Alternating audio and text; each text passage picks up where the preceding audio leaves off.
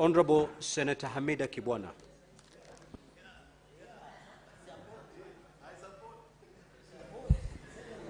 Thank you, Mr. Speaker. Mr. Speaker, my first statement is on the commemoration of International Women's Day 2025. Mr. Speaker, sir, I rise pursuant to Standing Order 52.1 to make a statement in commemoration of International Women's Day 2025.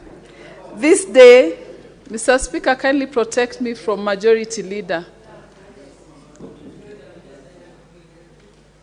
Order. Majority Leader, welcome to Bunge.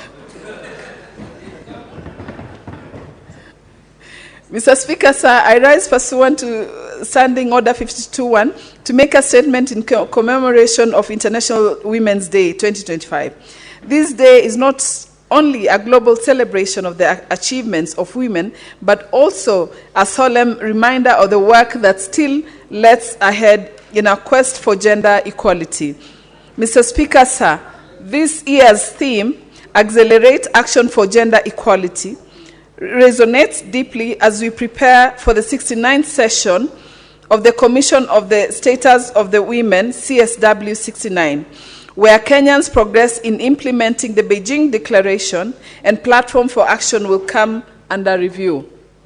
Mr. Speaker, Kenya has made commendable strides in advancing the women's agenda. The 2010 Constitution firmly enshrines gender equality, and we have witnessed increased representation of women in leadership, with 47 elected women representatives, 29 in single constituencies, and 12 nominated members in the National Assembly. In the Senate, we have 3 elected women senators and 18 nominated ones, and a historic 7 women elected as county governors. Mr. Speaker, sir, women now head 7 key ministries, including health, defense, lands, public works, housing, and urban development. Prominent women hold constitutional offices such as Attorney General, Auditor General, Controller of Budget, and Chief Justice. Additionally, women lead independent commissions like the National Gender and Equality Commission, NGEC, and the Commission of Administrative Justice, Office of the Ombudsman. We also celebrate the appointment of Chief Justice Martha Koome, the first woman to hold this esteemed position in our nation's history. Beyond leadership, Kenya has rolled out critical women empowerment programs such as the Women Enterprise Fund, Uwezo Fund, and the National Government Affirmative Action, GAF, which have collectively improved women's access to capital and fostered economic independence. Legislative, we have enacted the Sexual Offences Act, the Prohibition of Female Genital Mutilation Act, and Protection Against Domestic Violence Act, all pivotal in protecting women's rights and addressing gender-based violence, GBV. Furthermore, gender desks in police stations and the establishment of gender-based violence recovery centers in hospitals are tangible steps in supporting survivors. Mr. Speaker, I am proud to highlight the impact work of the Kenya Women Senators Association, KEWASA, has been in the front of mentoring women members of county assemblies, MCAs, having so far mentored women leaders from 7 counties. The initiative has empowered these women to effectively engage in legislative processes and leadership roles, strengthening the pipeline of future female leaders. Furthermore, KEWASA has played a pivotal role in supporting women petty offenders who are unable to afford bail by facilitating the payment of their bill amounts. The compassionate initiative not only restores the dignity of these women, but also ensures that minor economic hardships do not unjustify rob them of their freedom. I extend my heartfelt appreciation to the women senators for their unwavering support and invaluable contributions to these programs. Their collective efforts have made a meaningful difference in advancing women's empowerment and gender equality across the nation. Mr. Speaker, sir, while we acknowledge these strides, we must also confront the persistent challenges. The two-thirds gender rule remains an unfulfilled constitutional requirement, and gender-based violence continues to rob women and girls of their dignity and safety. Economic disparities still limit women's access to land ownership and formal financial systems. As we mark this important day, I call upon in the House and all stakeholders to, number one, expedite the full implementation of the two-thirds gender rule through legislative and policy action. Number two, strengthen women's economic empowerment by expanding access to affordable credit and financial literacy programs.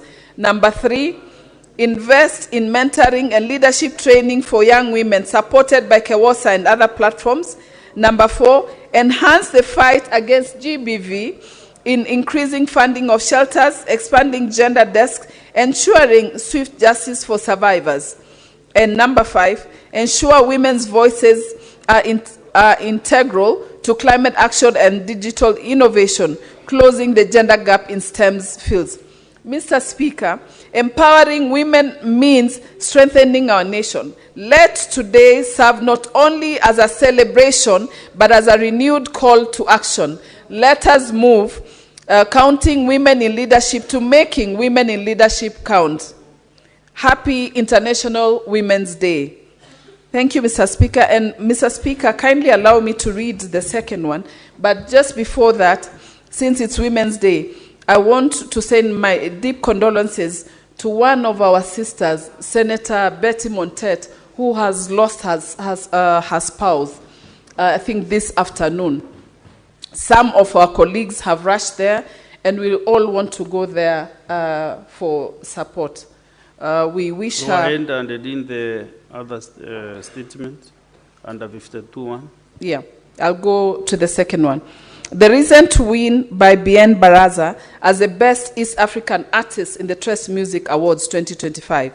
Mr. Speaker, sir, I rise pursuant to Standing Order 52.1 to make a statement of general topical concern, namely congratulating Bien Aim Baraza, an award-winning Kenyan music artist, for his outstanding achievement in winning the prestigious East African Best Musician titled as the Tres Music Awards. This remarkable feat is not only a personal triumph, but also a proud moment of Kenya, as it showcases the immense talent thriving within our creative and performing artist sector. Mr. Speaker, sir, Bien's success is a testament to the power of dedication, creativity, and resilience. It underscores the vital role that music and the arts play in shaping our cultural identity, inspiring the youth, and contributing to our nation's economy.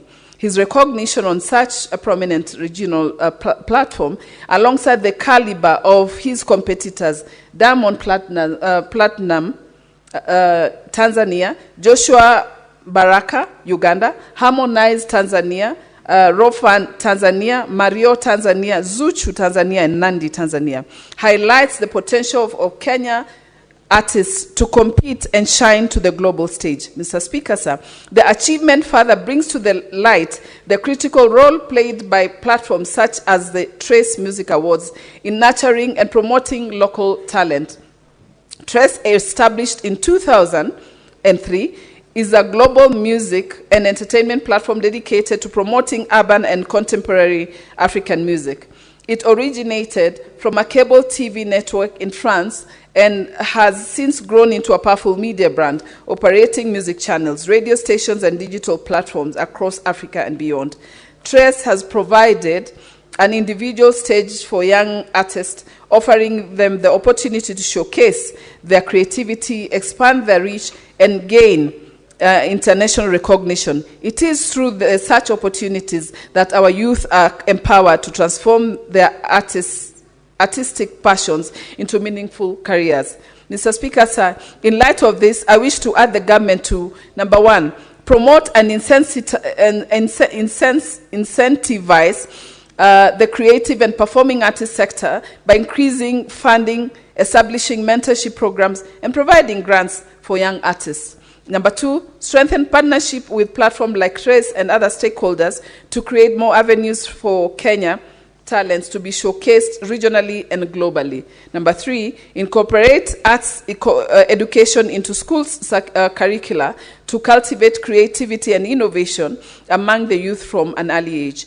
Number 4, support the establishment of art hubs and music academies across the country to provide safe and a nurturing space for young creatives to learn and grow. Mr. Speaker, sir, as we celebrate BN's victory, let this moment serve as a reminder of the boundless potential within our youth and the need to invest in their talents by fostering the environment where art and creativity nourishes and flourish. We not only empower individual artists, but also strengthen Kenya's cultural and economic landscape. Congratulations once again to BN Baraza. Your win is Kenya's win. I thank you, Mr. Speaker. Thank you. And since you have mentioned our condolences to Betty Montens, to her as the senator, nominated senator, and to her family. So the Senate stands with her during this time of grief and sorrow. Now we go to statements and standing under 53.1. Senator James Murango. You, okay.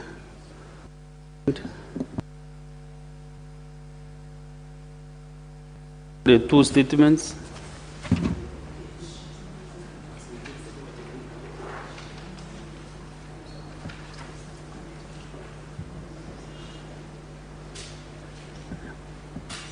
And that solidarity is so nice. Is your predecessor in the agriculture, former chair agriculture. Thank you, Honorable Speaker. Request for statement on behalf of Senator James Murango, MP, Senator for Kirinyaga County, on the suspension of health care services under Social Health Authority SHA insurance cover by private hospitals.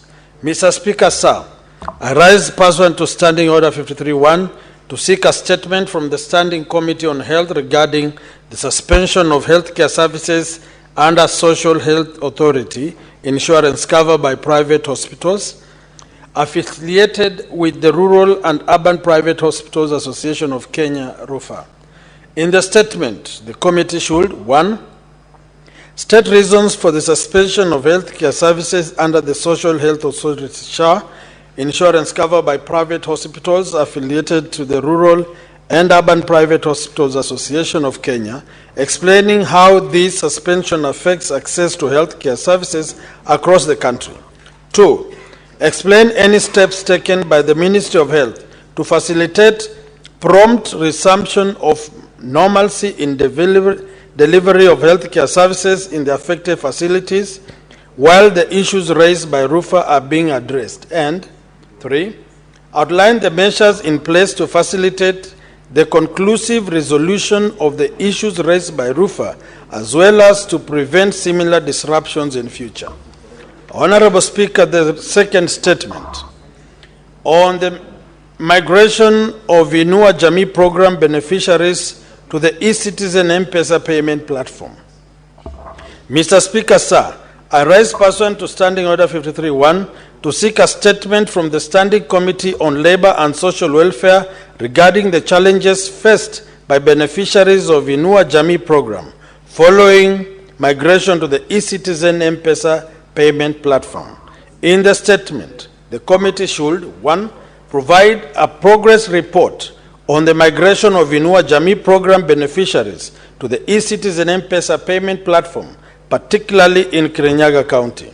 2, outline the challenges encountered in the migration process and any actions taken to address them, stating what the Ministry of Labor and Social Protection is doing to ensure the new system is reconfigured to recognize identity card numbers held by many of the older citizens. And finally, 3, state whether the government has put in place measures to ensure that beneficiaries who are experiencing challenges migrating to the new system receive their benefits on time while the challenges are being addressed. Senator James Murango, MP, Senator for Kirinyaga County.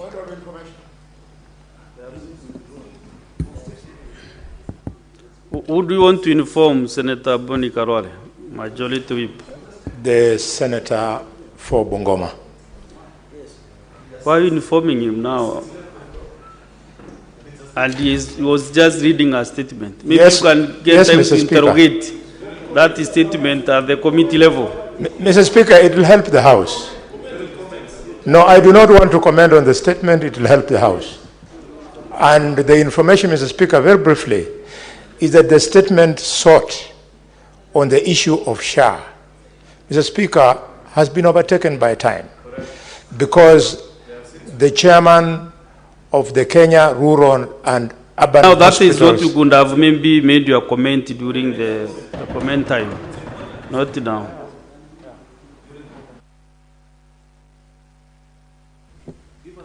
Senator Andy Okech, there are several still other statements. Sema Baba. Thank you, Mr. Speaker. Mr. Speaker, today the majority leader is in a very high spirit, which is very good. But Mr. Speaker, also just allow me, through your honor, to convey my deepest condolences to our colleague, Senator Montet. She has been an industrious member of this House and recently elected a chair of education. And the loss of the spouse is really a painful one, and we say sorry. Let me proceed to my statement. I will kind that maybe you'll create some time for that particular. Absolutely, time that to will do be highly appreciated, Mr. Yes, Speaker. so that we can do some work. Then I will create some time for the condolences. Highly, thank you for your kindness, Mr. Speaker. That will be very highly appreciated. Mr. Speaker, this is a request of a statement on lack of transparency in the financial operations of the Migori County government. And Mr. Speaker, through your honor, I rise pursuant to Standing Order 53-1 to seek a statement from the Standing Committee on Finance and Budget regarding the lack of transparency in the financial operations of Migori County government. In the statement, Mr. Speaker, the committee should, 1, provide a comprehensive breakdown of the expenditure relating to the Kenya shillings 309,677,292 that was withdrawn by the County Executive of Migori following the approval of Exchequer requisition number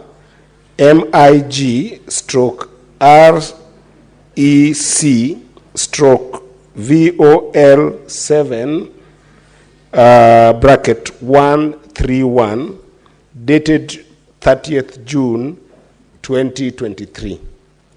Secondly, Mr. Speaker, in the statement, the committee should provide a detailed account of expenditure by the county government of Migori on bursaries in the year 2023-2024 financial year, including copies of receipts for each payment or acknowledgement letters from the receiving schools, colleges, and universities. And lastly, Mr. Speaker, on the same breath, the committee should explain the legal basis for the economic empowerment initiative undertaken by the Migori County government in February 2025, where Kenya shillings 40 million was distributed to 400 community groups across Migori County. Secondly, Mr. Speaker, in the same breath of Standing Order number 53-1, if you allow me, Mr. Speaker, I would wish to further a request of a statement on the settlement of pending bills by the County Executive of Migori County Government. Mr. Speaker, this follows a comprehensive visit together with the Finance and Budget Committee led by Senator Boni Alwale. And therefore, Mr. Speaker, I want to rise further pursuant to this Standing Order number 53-1 to seek a statement from the Standing Committee of Finance and Budget and regarding the settlement of pending bills by the County Executive of Migori County. And in this statement, Mr. Speaker, the committee should, 1, explain how the Migori County government accumulated its pending bills, providing details on the procurement process, including documentation on the delivery and utilization of goods and services linked to these outstanding payments. Secondly, Mr. Speaker, state the amount of money set aside by the county government to settle pending bills during the year 2024-2025 financial year, including a detailed distribution of the amounts designated for each county department's pending bills. And lastly, Mr. Speaker, in the statement, the committee should provide a status update on the settlement of pending bills thus far, outlining the county's payment plan for outstanding balances insofar. I thank you, Mr. Speaker.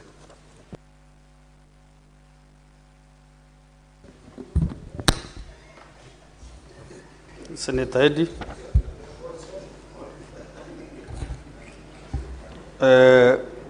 Honorable Senators, I want to make a communication on the visiting teachers and students from Sacho High School in Baringo County. Honorable Senators, I would like to acknowledge the presence in the public gallery this afternoon of visiting teachers and students from Sacho High School in Baringo County.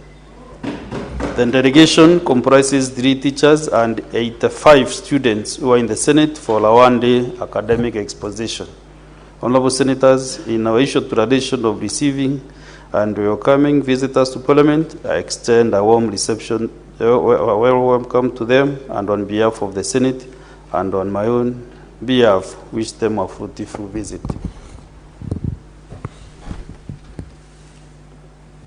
Senator Mutinda, why are you raising your hand up?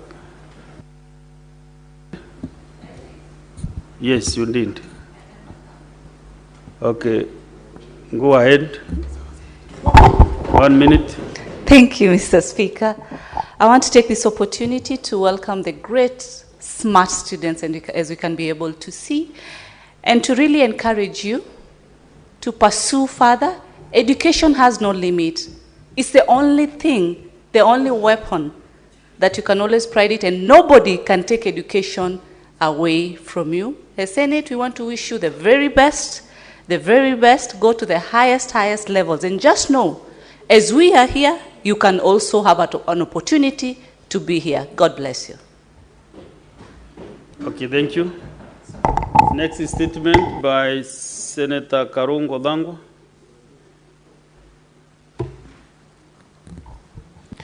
Thank you very much, Mr. Speaker, for giving me this opportunity to also request for a statement on the issue of electricity disconnections in the counties, Mr. Speaker. Mr. Speaker, I rise pursuant to the Standing Order 53.1 to seek a statement from the Standing Committee on Energy regarding the continued disconnection of electricity by the Kenya Power and Lighting Company, Kenya Power, and its overall engagement with the county governments and individual consumers. In the statement, the committee should, 1, state the legal and procedural framework governing electricity disconnections, providing a list of counties and essential service institutions such as hospitals that have faced power cuts from the year 2022 to date, and outline measures to ensure that critical public institutions are not affected by the unwarranted disconnections. 2, state the amount in electricity bills owed by county governments, particularly Nairobi, Mombasa, and Kiambu, which are reported to have the highest outstanding balances, and indicate whether Kenya Power has issued or intends to issue disconnection notices to these counties. 3, disclose the extent of individual consumer disconnections that have been affected from 2022 to date, stating the number of Kenyans who have had their power disconnected, and provide information on consumer complaints regarding business losses and damage to electrical appliances due to abrupt disconnections. And 4, outline any compensation mechanisms available to be affected consumers and the steps Kenya Power is taking to ensure fair and transparent engagement with the public and individuals and the county governments. Mr. Speaker, I request. Thank you. Next statement by Senator Esther Okenyuri. Senator Chalagay, were you given instructions to do that? Yeah?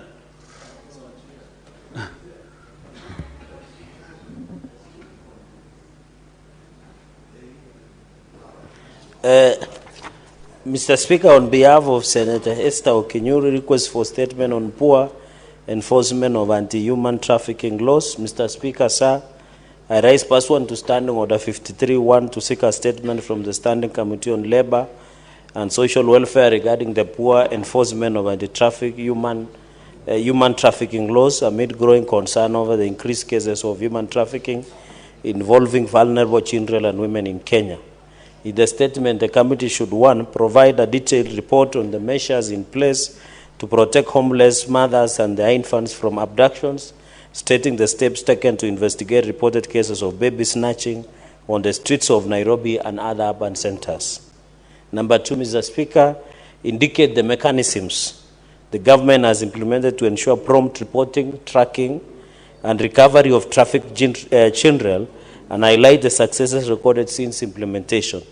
Number 3, Speaker, sir, outline measures the government has undertaken to ensure full enforcement of adoption laws. Number 4, provide data on child trafficking cases and reported illegal adoptions, detailing the number of cases investigated, reversed, and the perpetrators prosecuted in the last 5 years.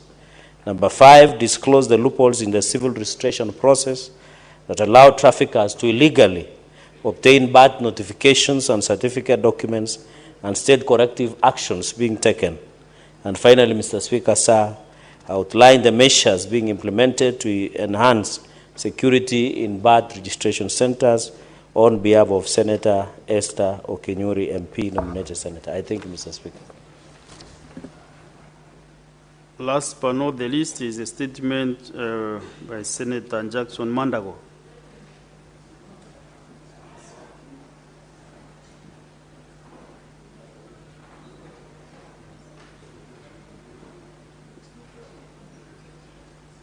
This statement is directed to the Standing Committee on Agriculture, Livestock and Fisheries regarding the status of purchase of wheat from Kenyan farmers. Is it yesterday that I heard this statement? And the Speaker gave some direction about the comments. What happened, Majority Leader?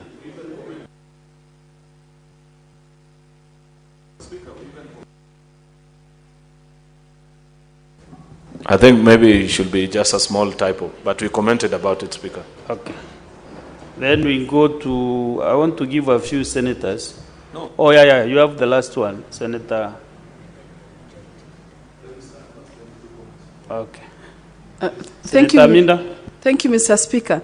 This one, my statement is on the recent wave of wildfires ravaging forests in the country. Mr. Speaker, sir, I rise pursuant to Standing Order 53-1 to seek a statement from the Standing Committee of Land, Environment and Natural Resources regarding the recent wave of wildfires that have ravaged various forest reserves and national parks across the country, including the Aberdares, Isiolo, Nairobi Park, the Mau Forest, and Mount Kenya Forest. In the statement, the committee should 1, explain the causes of the recent wildfires and indicate whether preliminary investigations suggest arson or other human activities as contributing factors. Number 2, outline specific measures and strategies that the Ministry, the Kenya Forest Service, KFS, and the Kenya Wildlife Service, KWS, have implemented to mitigate the spread of these wildfires and protect our forest reserves. Number 3, assess the level of preparedness of the ministry and relevant agencies in terms of available resources, such as firefighting equipment, personnel, and technology to effectively respond to such environmental disasters. Number Number 4, state whether any individuals or groups suspected of involvement in arson or other criminal activities related to the wildfires have been identified and prosecuted.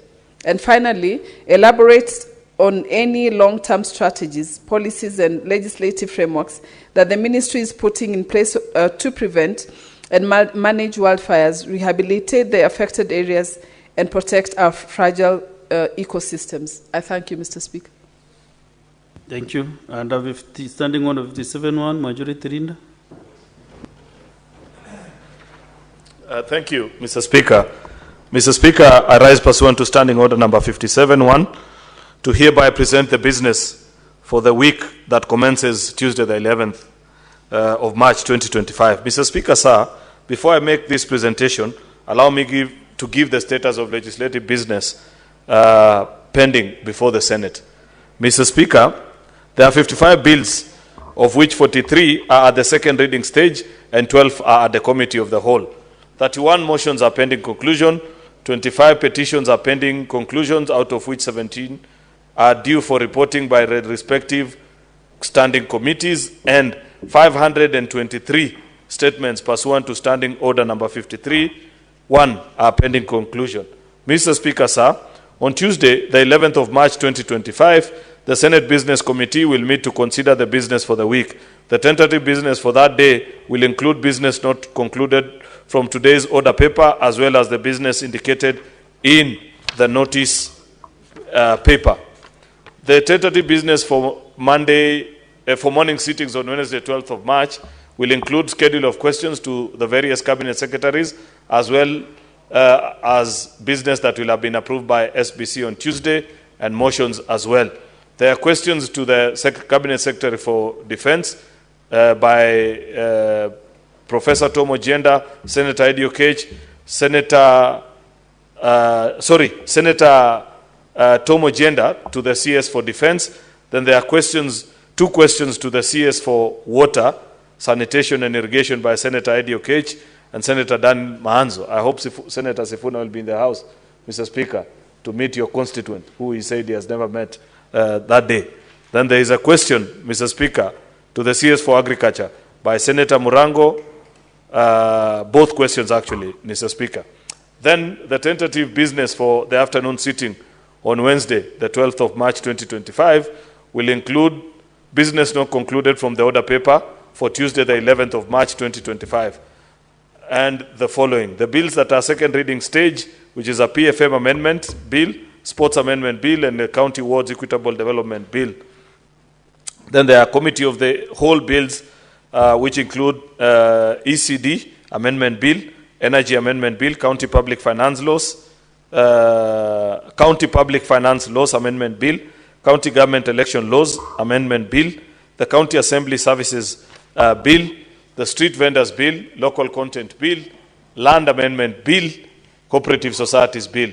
The projected business for Thursday 13th will include business not concluded in the order paper for Wednesday the 12th of March 2025 and any other business schedule. Mr. Speaker, it's worth noting to the House that since we resumed this session, we have never voted for any business beyond a voice vote. So I want to urge colleague senators that I know you're busy with a lot of committee sittings and other business beyond the voting, but it is equally important to vote and pass legislation. Mr. Speaker, I hope that next week we shall raise the requisite numbers to conclude all these businesses that I've read, some of which are bills that date back to, I think, as early as 2015, if I may recall. The first time I heard of this local content bill, Mr. Speaker, was 2015 in this House, and it's still in our order paper. It's gone full circle. I really wish we can conclude, because it's an extremely important bill that will help our county governments, Mr. Speaker, to earn revenue from explorative activities within their counties and so many other things. Therefore, Mr. Speaker, I want to urge colleagues that next week let us find time to be present in the House and to conclude on this business. I thank you, Mr. Speaker, and lay this statement on the table of the Senate today. Thank you. Thank you, Majority Leader. We now go to brief comments for the next almost 15 minutes. Senator Sifuna Edwin. Thank you, Honorable Speaker. I could sense some anxiety on the part of the majority whip when the statement by the Kirinyaga Senator Murango was being read. It is as though he didn't want us to have opportunity to speak about the social health authority issues, Honorable Speaker, because the chairperson of that rural hospitals, private hospital association, is a young man I schooled with. He's called Lishenga. He was my candidate for Senate in Kakamega under the ODM ticket. And he has done a fantastic job representing those rural hospitals, Honorable Speaker, and he has informed me that although they have suspended hostilities for now, there are issues that still abound.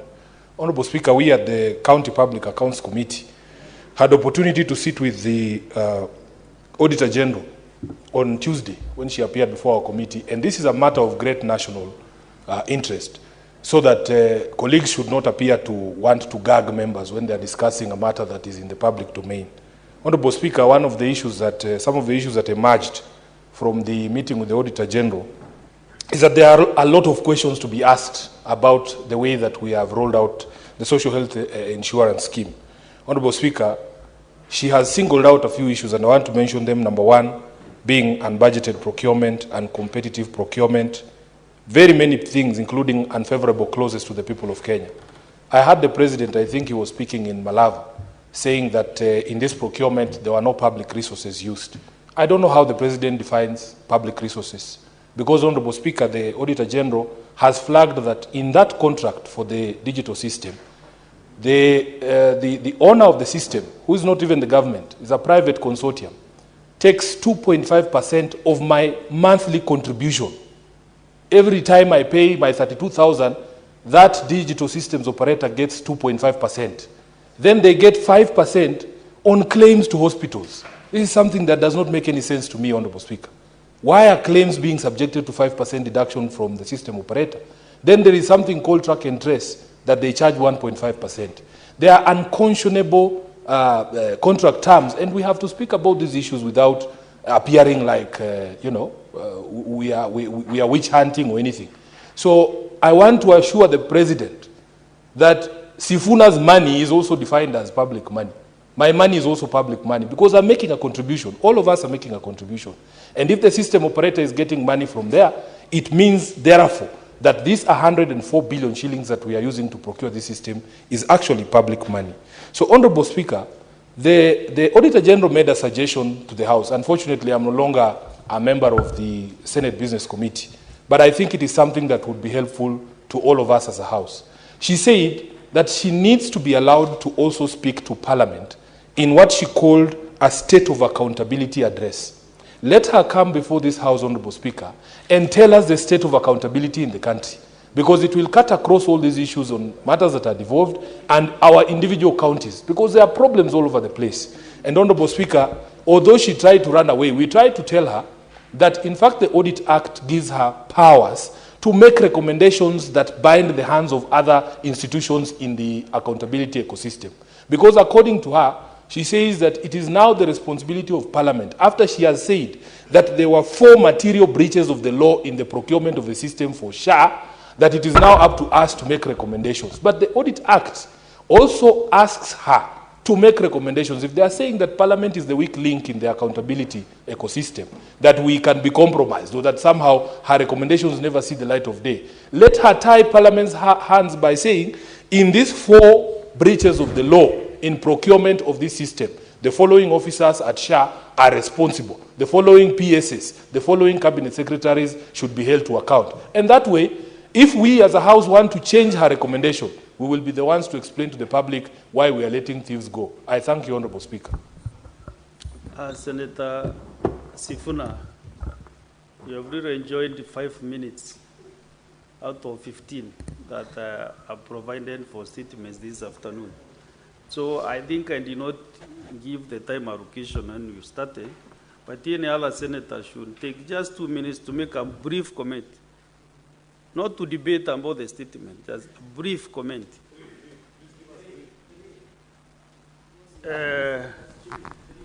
Senator Majority Leader. Mr. Speaker, it will be unfair to us, but we'll try anyway to do justice to a very important national conversation that's ongoing. 3 minutes each. I will try within 3 minutes. Mr. Speaker, I want to agree with what Senator Boni Alwale was informing the House, that now this so-called Rural Hospitals Association has eventually come to terms with the reality of the day. You know, when the minister was here last week, Mr. Speaker, what came out unequivocally out of the conversation she had with the House is that what the hospitals were complaining about was not SHA. What they were complaining about were the historical debts that they have with NHIF. And finally, when they have been assured that there is a process after which the verification process is done, they will be paid their money, you have seen they have resumed services. But what I like more about this program, Mr. Speaker, is that when I visited my own county referral hospital 2 weeks ago, the medical superintendent informed me that every month they used to write off bills between 7 to 10 million shillings from ordinary citizens of the county who, after being treated, will tell the doctors, see what to do with me. But now, because of this program, that debt has reduced to about 1 million shillings. What this confirms, Mr. Speaker, is that as we continue to deepen this program into the minds and hearts of ordinary Kenyans, Mr. Speaker, our public hospitals will have the resources to run, because public default by ordinary citizens who could not afford medical insurance will now become a thing of the past. On this issue, Mr. Speaker, of the matter that has been raised by the Auditor General, I would wish, Mr. Speaker, that either our health committee or even the entire sitting of the House unravel some of these questions. Because, Mr. Speaker, you know, this is a country that is governed by the rule of law. It will be important for citizens to know whether what is being alleged is actually true or false. Because I have read that particular report that Senator Sifuna is referring to. And there are certain questions that I want to have also with the Auditor General on how she arrived on some of these fundings. For example, Section 559.2 of her reports, she faults and says that the procurement method that was used was a breach of the law. Yet, Section 114 of Public Procurement and Disposal Act provides for specially procured goods and services in this country, Mr. Speaker. This is not the first time that government is using this mode, Mr. Speaker, of procuring goods and services. So it will be important for us to tell us whether, at what point did she declare this breach, Mr. Speaker, and why does she feel that certain sections of the law cannot be applied, Mr. Speaker. Yet, to the best of my recollection, this section of the law has not been injuncted by any court. It is part of the law that is still active and being used in court.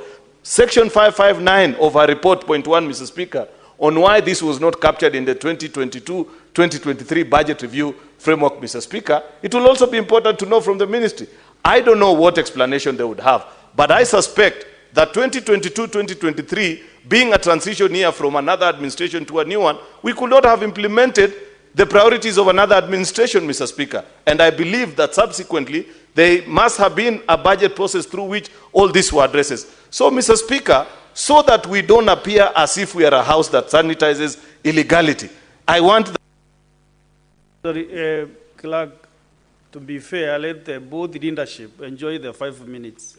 To be Mr. Speaker, fair in fact, I don't need, I just need an extra minute. I was concluding that to be fair to the country, it is important that that report is tabled in this House and subjected to thorough scrutiny by the committees of this House, Mr. Speaker, so that the country does not rely on newspaper cuttings by some people who may be having other agendas against share, Mr. Speaker. We know for a fact, Mr. Speaker, that there are people who used to benefit from the illegalities that were being committed under the NHIF. You think they will sit pretty, Mr. Speaker, and watch this program being rolled out? At every turn and opportunity, they will hire people to speak to them. They will incite the media against this particular program.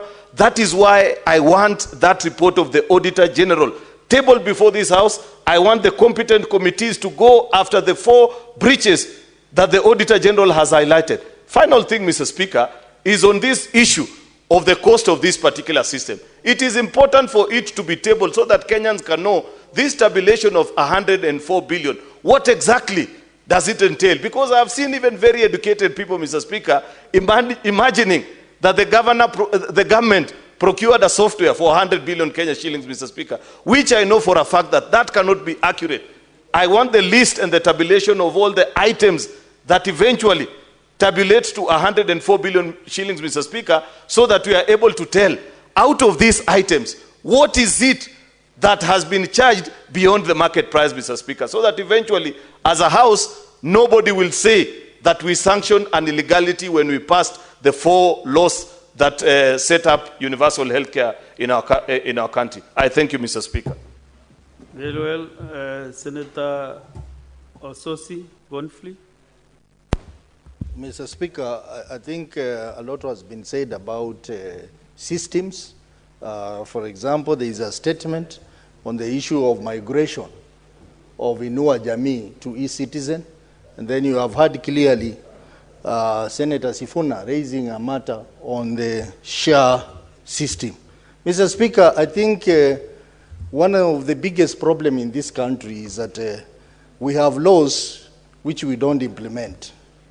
Mr. Speaker, I'm talking as an IT expert and as one of the people who worked so hard to bring in place the Computer Misuse and Cybercrime Act.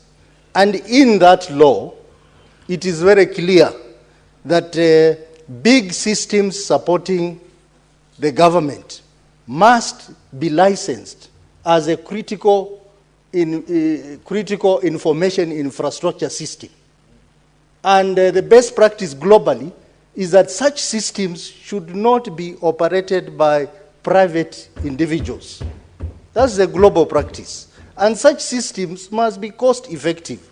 I think one of the things that we need to look at moving forward as a House is to go back to that law and come up with the regulations on how systems that support the public sector or the government are defined in line with the Computer Misuse and Cybercrime Act.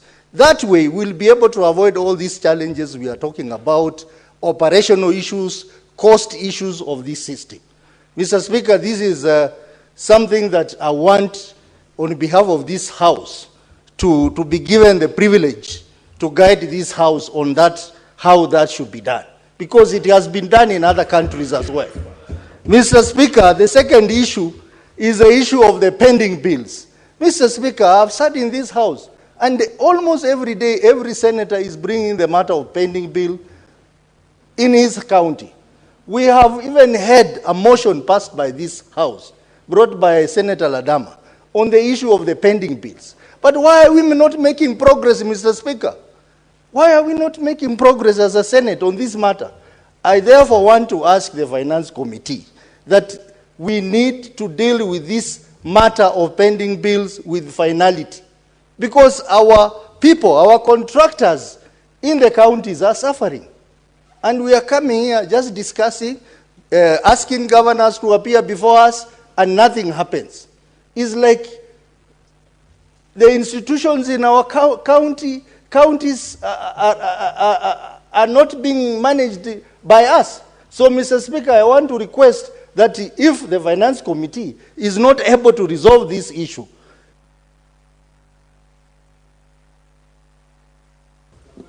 very well. Thank you, Senator Godfrey Ososi. I want to make a communication on the visiting teachers and students from Getaroet Girls School in Kericho County. Honorable Senators, I would like to acknowledge the presence in the public gallery this afternoon of visiting teachers and students from Getaroet Girls School in Kericho County. The delegation comprises 6 teachers and 70 students who are in the Senate for a one-day academic exposition. Honorable Senators, in our usual tradition of receiving and welcoming visitors to Parliament, I extend a warm welcome to them, and on behalf of the Senate and on my own behalf, wish them a fruitful visit. Let me make this other communication, then we can welcome them together. This is another delegation of staff from various county assemblies and the national various county assemblies. Honorable Senators, I would like to acknowledge the presence in the Speaker's Gallery this afternoon of a visiting delegation of staff from Trans Nzoia County, Garissa County, Nyeri County, and the Kenya School of TVET, Nairobi. The staff are attending a training program on protocol and events management in the legislature at the Center for Parliamentary Studies and Training, CPST. Honorable Senators, I request each member of the delegation to stand when called out so that they may be acknowledged in the Senate tradition. 1, Ms. Ruse Atieno from Trans Nzoia County. 2, Mr. Oscar Okumu-Wanyonyi from Trans Nzoia County. 3, Mr. Friend Neyole Wanyonyi, Trans Nzoia County. Then Ms. Sarah Hussein Hissa, Garissa County. Sorry, Mr. Margaret Wanjiko Kimodo from the Kenya School of TVET, Nairobi.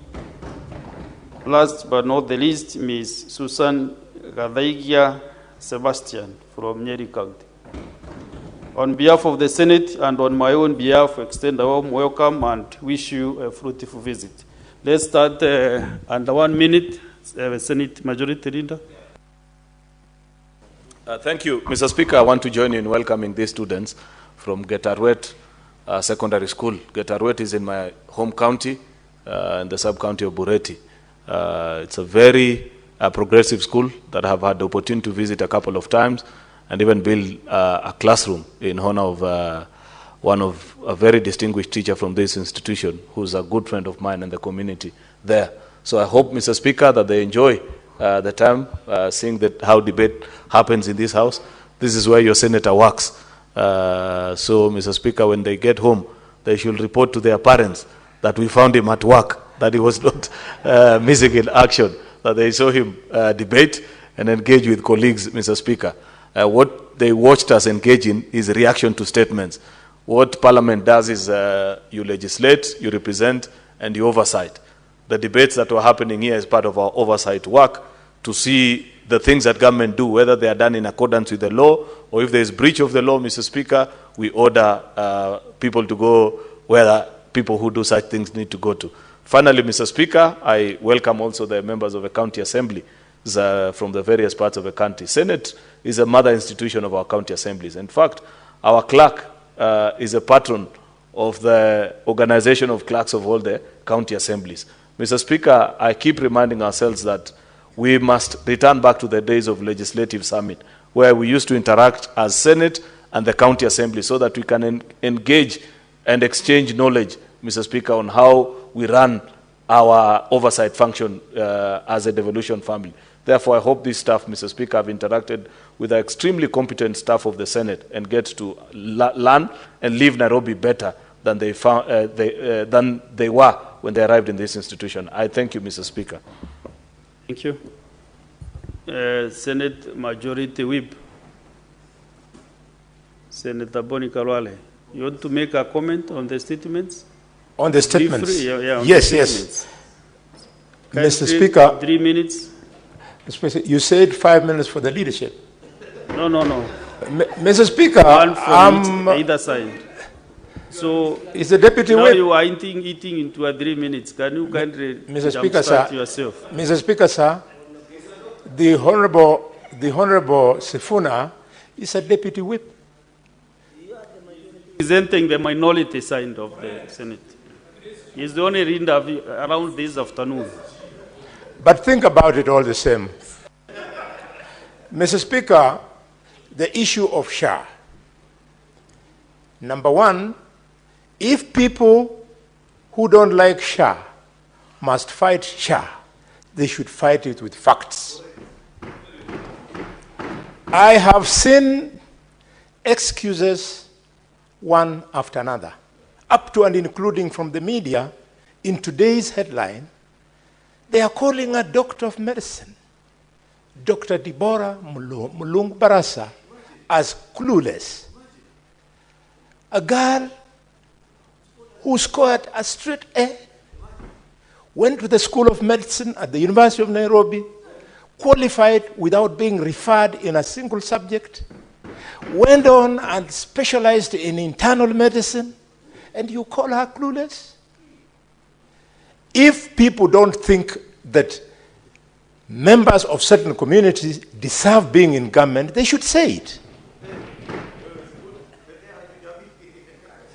the purpose of the broad-based government could not possibly have been, Mr. Speaker, that you age out Mlongo. We want Mlongo to be respected, to be allowed to work. Number two, I am one of the leaders in this country who has expressed my reservations about SHA. Not because SHA is bad, but because being an expert on medicine, surely I know something. The problem with SHA is the funding model. Nowhere in the world, Mr. Speaker, can you roll out universal health care for the Republic using private members' contributions only. The leadership of this country, we must help the government to see the positive side of SHA, and we improve on its proposal without looking like when you speak to it, you are anti-government. Mr. Speaker, in the United Kingdom, where universal health care is successful, funding is from three limbs. One, funding from members' contributions, the way Sfuna has explained. Two, funding from injection from the national treasury, the exchequer. And three, out of pocket. Mr. Speaker, we must put the national government as parliament under pressure so that the 134.5 billion shillings, give me a second. Give the Daktari 1 more minute. Thank you. Mr. Speaker, so that the 134.5 billion shillings that remains here at Afya House when health is fully devolved, left at Afya House to be abused, that money, either 50% or 60%, should be rolled into SHA, SHIF. Mr. Speaker, if we don't do this, then the women today who are in the maternity ward in Provincial General Hospital, Kakamega, they are there today. They have been imprisoned because they did not clear the bills. Their husbands are screaming. They are in my home every morning. They are saying, my wife has been arrested after giving birth, and yet the last time when she gave birth, I walked in with an NHF card, and I was given my wife and the child. Those are the people who voted for me. And those are the people I will speak for. Those are the people who deserve representation, not you rich people. Every time I see people say, oh, accept this going on because me, I make a contribution of, I don't know, 27, 36. That is not the point. The point is the people who vote for us, the parents of the children who are in the gallery, Mr. Speaker, this afternoon. Because I know most of you, you are not any different from these people whose wives have been arrested in the province of Kakamega. Even you are lucky if your mother had delivered you in hospital, she would have been arrested. You were delivered in a banana plantation like myself. That is how serious it is, Mr. Speaker. And SHA must more be... than 1 minute that I give Senator. Mr. Speaker, in conclusion, SHA must be properly thought through. The government made an error in trying to roll out a very good thing without proper piloting, Mr. Speaker. Must be now concluding the statements. I can see the Senator Manzo is not ready. Then I give Senator Chalge. Mr. Speaker, just on the issue of Social Health Authority, I want to caution the Office of the Auditor General, while under Article 229, the Office of the Auditor General is very critical in auditing. And I am the biggest champion of transparency agencies in the country. But Mr. Speaker, we should not allow the Auditor General to sensationalize a very critical and important government program. And therefore, and media also has been part of this wider scheme, Mr. Speaker, of centralizing stories. Yet under Article 229, sub-Article 8, Parliament has a role, Mr. Speaker. We need to consider these reports. It doesn't mean that when the Auditor General, Mr. Speaker, has brought a report on the issue of SHA, we take it as a gospel truth. The parliament must consider and look at the options that come out, Mr. Speaker, and therefore, this thing does not make, Mr. Speaker, you know the return of brown envelope media has been a problem in this country. And you can see even they are attacking the person and stature of a cabinet secretary by calling her clueless. Yet they don't have regard on what she has already done under the Social Health Authority, Mr. Speaker.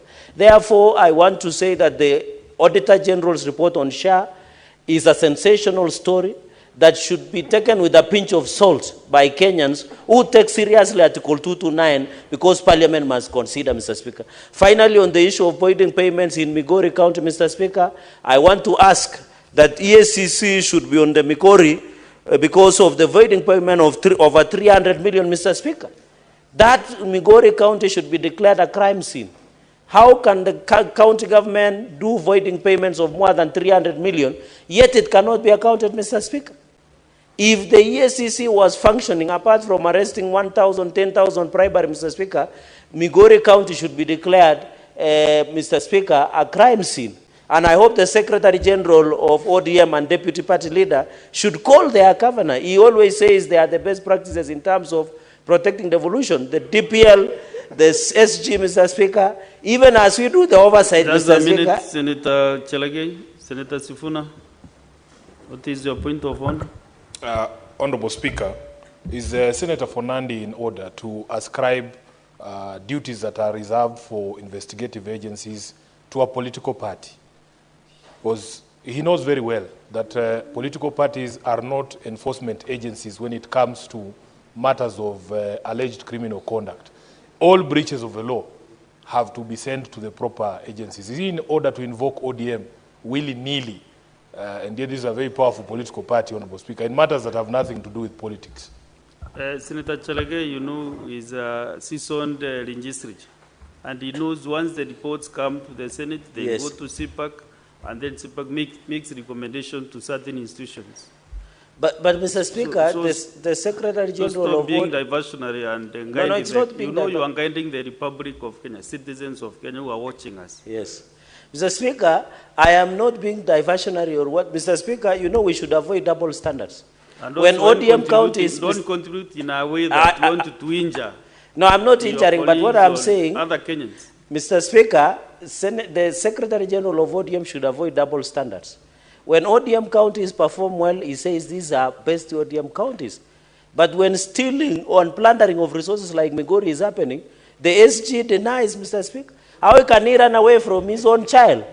ODM, Mr. Speaker, but I'm saying as a party also you have a role to bring order and discipline. Because I don't believe ODM is a party that allows corruption to thrive in their own counties that they run, Mr. Speaker. So in as much as, Mr. Speaker, in conclusion, I agree that the CPAC and PIC, Mr. Speaker, must cease this matter.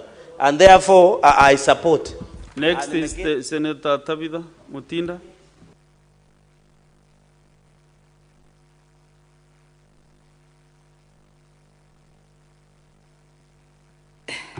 Thank you, Mr. Speaker.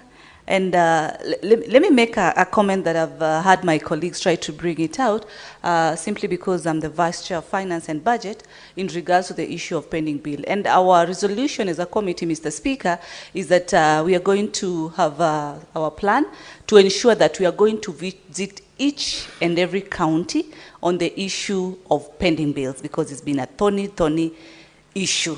Mr. Speaker, just to touch on the issue of SHA. SHA has really been very much politicized, diverting our focus from the people who are really in need. Mr. Speaker, us as members of parliament, we have a very executive insurance such that we are able to access very good medical services. The issue that is currently on table is affecting the common mwananchi. We should be able to have a discussion that at the end of the day brings a solution to the common mwananchi. The problem that is there is also how this communication was done. Because out of 18 million Kenyans who have registered for SHA, only 4 million are remitting. The other 14 million are not remitting, Mr. Speaker. Today, as we were looking at the PBS and the COG appeared in their submissions, Mr. Speaker, out of the 85 billion that has been increased to go to the Ministry of Health, 30 billion almost is going to the Ministry of Health, but to be able to do other functions. And then we are also asking, this additional funding is supposed to be able to do what? Because any additional funding that has gone to the Ministry of Health should also be able to show, or strategically be able to show how much is going to be able to handle the issues of SHA. The discussion that we are having and trying to negate SHA so much and make it look so bad, yet it is one of the best programs that the government is offering. We are forgetting that you do not know when you'll get sick. You do not know. Sickness does not knock. So in whichever conversation that we are having, let us have a conversation minding the common wananchi and addressing the key issues. The issue of the Auditor General, yes, there are concerns. Let them come to Parliament. Let us address them. Let us look at them. But the issues of the Auditor General are different issues. The issues of the mwananchi going to the hospital and not being able to get a service is an issue. And that should be addressed collectively. Sickness does not know tribe. Sickness has no time. And sometimes it doesn't matter how. Honorable Senators, you must conclude the statement hour because you have lined some motions, bills. Last but not the least now is Senator from Maanzo Daniel, minority side. Thank you, Mr. Speaker. Mr. Speaker, I want to say that the moment we passed the SHA and SHIF law, the NHIF law was repealed.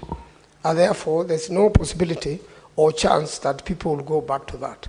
And therefore, we must do our level best, Mr. Speaker, to make sure that this program, very important, touching all our counties, touching every single village in this country, that is sorted. Mr. Speaker, for the first time in life, the Kenyans have really suffered. We, the members of parliament, are the one rescuing people from hospitals. And again, Mr. Speaker, the thieves of NHIF are known. Where they have hidden the resources is known. The government, the DPP, the DCI should do everything possible, Mr. Speaker, to make sure that all the thieves are arrested, charged by ESCC, and make sure that the monies are recovered, because they live in this country, they are known, some of them are in government, Mr. Speaker. And therefore, it is important so that we bring this matter to conclusion, to come up with a way forward, Mr. Speaker, to make sure that Kenyans, a common Kenyan, is served by this system, so that it should not look like it were better when NHIF was there, but make sure that nobody is detained in hospital after giving birth, no one is detained in hospital after getting sick, and especially when they come from poor families whereby they are not able to afford and to make sure that they are free from such mistreatment, being mishandled. And meanwhile, while we sort out this, I think the government then should come up with a strategy of releasing of these people or getting them paid for, because we have raised more than enough money. The Minister of Health is devolved. Money is stuck at the national government. And most important, Mr. Speaker, and now those are funded, then any deficits should be taken care of by the Minister of Health. Otherwise, I am grateful, and thank you, Mr. Speaker, for giving me an opportunity to make these comments. Thank you.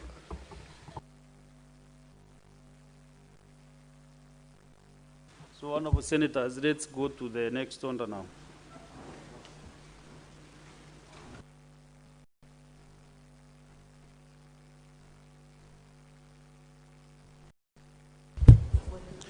Order number 8, motion. Report of the Standing Committee on Agriculture, Livestock and Fisheries on a petition to the Senate regarding the catastrophic maize diseases that farmers in Bomet County have endured for the last 12 years.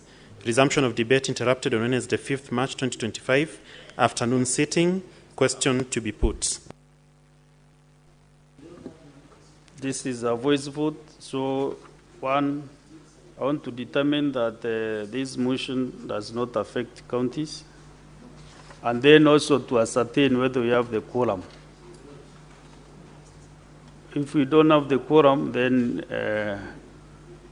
we defer that order. Then from order number 9, I want to reorganize the business appearing in the order paper from order number 9, 10, these are divisions, 11 and 12. Those divisions will be deferred to the next sitting or sometimes when there will be space for them. So we go to order number 13. Clerk. Order number 13, motion, report of the Standing Committee on Agriculture, Livestock and Fisheries on a petition to the Senate regarding graft investigation by the Ethics and Anti-Corruption Commission, EACC, on the West Cano irrigation scheme. Chair, Standing Committee on Agriculture, Livestock and Fisheries. You move the motion, sorry.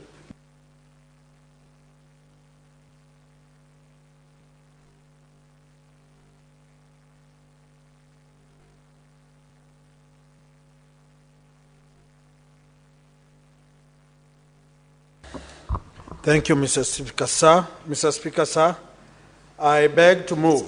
Chair, just give me 1 minute. I recognize this delegation because it might take some time.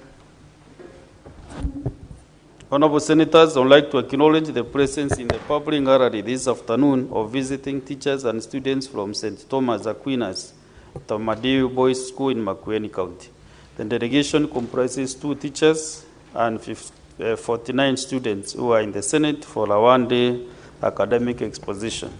Honorable Senators, in our usual tradition of receiving and welcoming visitors to Parliament, I extend a warm welcome to them, and on behalf of the Senate and on my own behalf, wish them a fruitful visit. Thank you. Senator representing Makwiny County, 1 minute to welcome the students. Thank you, Mr. Speaker. I take this opportunity. From St. Thomas Aquinas. Yes. From Madeu Boys School. Yes, Mr. Speaker. I want to welcome the students to the House and tell them that when you visit Parliament, you learn a lot. In your Form 4 examinations, for those who are reading history and civics, you are going to have about 10 to 15 marks questions in relation to Parliament. So when you are here, get to know who the Speaker is, the clerk, sergeant at arms, all those, and how Parliament runs, and it's especially as a third arm of government. I want to welcome you and wish that some of you will be become very ambitious today, and will one day become senators or members of Parliament. I thank you, Mr. Speaker. Senator Wakoli, proceed and move the motion. Thank you, Mr. Speaker, sir. I want to request your permission to remind my good senator that after the function he should see his students behind the tent for some motivation. Honorable Speaker, I beg to move that the Senate adopts the report of the Standing Committee on Agriculture, Livestock and Fisheries on a petition to the Senate regarding graft investigation by the Ethics and Anti-Corruption Commission on the West Cano irrigation scheme laid on the table of the Senate on Thursday, 5th, 2024. Honorable Speaker, the Standing Committee on Agriculture received a petition from Patrick Ochieng Odimba on behalf of the citizens of the Republic of Kenya and residents of Kawino North location, Kabido Sub-County, Nyando Constituency, Kisumu County, regarding the Ethics and Anti-Corruption Commission EACC graft investigation in West Cano irrigation scheme. The petition raises issues regarding to 3 major grafts in the scheme, namely, that is Rehabilitation Fund graft, Farm Machine Accessories Aid grant, graft, and Rice Sales Fund graft. Honorable Speaker, the petition raises the following issues. Between 2009 and 2015, the government released 86 million, with the farmers saving totaling to 18 million, which was utilized by West Cano Irrigation Farmers Revolving Fund and the National Irrigation Board. Between 2015 and 17, the scheme Farmers Cooperative Society leaders, in conjunction with the National Irrigation Authority, managed the farm accessories aid. This aid was given to Government of Kenya together with the Government of Republic of Japan and has not been accounted for. Between 2020 and 21, the Kenya National Trading Company, in conjunction with the National Irrigation Authority and the scheme Farmers Cooperative Society leaders, managed the Rices Fund and was given by the Government of Kenya and not accounted for. Efforts by the residents of West Cano Irrigation Scheme to have the Ethics and Anti-Corruption Commission investigate the pilferage in the scheme had failed. Mr. Speaker, sir, based on the deliberations with the petitioner on 21st February 2023, the committee made the Executive Officer, Ethics and Anti-Corruption Committee on Tuesday 6th, 2023, Cabinet Secretary, Ministry of Water and Sanitation on Wednesday 29th March 2023, the Commission Secretary of the Commission on Administrative Justice, CAJ, on Tuesday 24th, 2024, the Managing Director, Kenya National Trading Company on Tuesday 24th, 2024, Governor Kisumu on 11th July 2023. The committee further held a meeting with the managers of West Cano Farmers Cooperative Society and the leaders of the three funds on 8th August 2023. Mr. Speaker, sir, based on the deliberations, the committee made the following recommendations and observations. Whereas there have been numerous requests by stakeholders, EACC, to launch investigations over this matter, there appears to have been inaction by these agencies to conclusively investigate this matter and give response to farmers.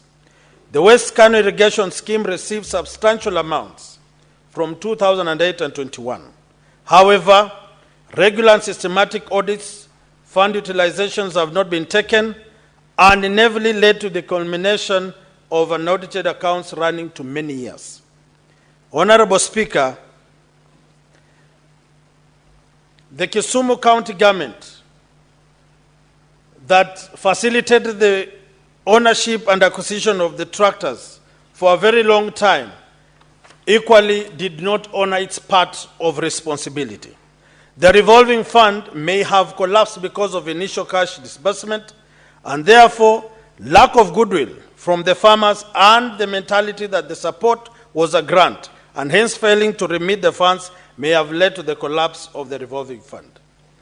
That aside from the funds received from the rehabilitation fund, the scheme also received funds from Farm Accessories Aid Fund and other funds and the Rice Sales Fund, which also needs to be investigated and audited. Mr. Speaker, sir, I want to conclude that through the investigation carried out by the Director of Criminal Investigations, officials implicated in the petition, this is to ascertain that the Ethics and Anti-Corruption Commission, officials and Office of the Ombudsman, Regional Office of Kisumu, to who have been accused of inaction and investigated their role in the failure to act conclusively on the matter.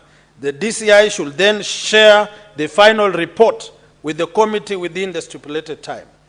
A forensic audit of the West Cano Cooperative Scheme should be carried out. An institutional audit of the National Irrigation Board to be carried out by EACC to determine the management of the irrigation scheme and their role in the revolving fund within 4 months. An official status report to be provided by the county government of Kisumu in relation to the Farm Accessories Fund.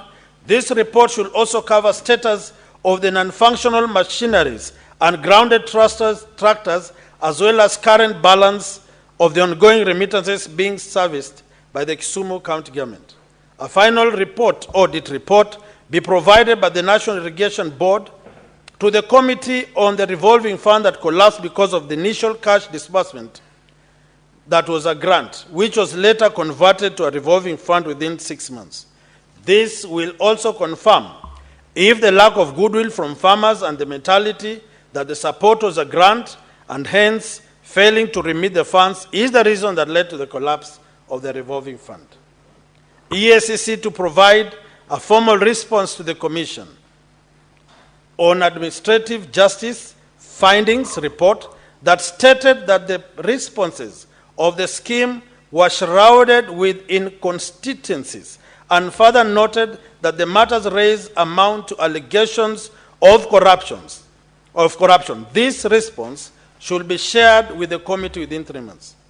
EACC should further extend investigations to KCB Kisumu branch within 5 months regarding their role in facilitating the opening of the bank account under the name of individuals, and yet the account was used to transact government funds, should also be investigated to determine the role they played in the graft allegation. Mr. Speaker, sir, in conclusion, the committee observed that this petition and all other matters affecting the farmers in the country subsequently affect food security. Any related issue raised on the matters affecting farmers not only in West Cano, but also in other irrigation schemes should thoroughly be dealt with. Mr. Speaker, sir, in order for the recommendations of the committee to be actionable, I beg to move. I want to take this opportunity to request Honorable Cheregei to do the secondment. Senator Cheregei.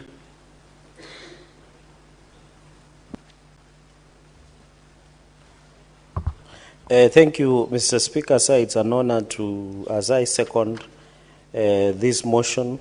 Yesterday we did a motion on the issue of maize. Today we are doing on West Cano and the role of EACC in this matter.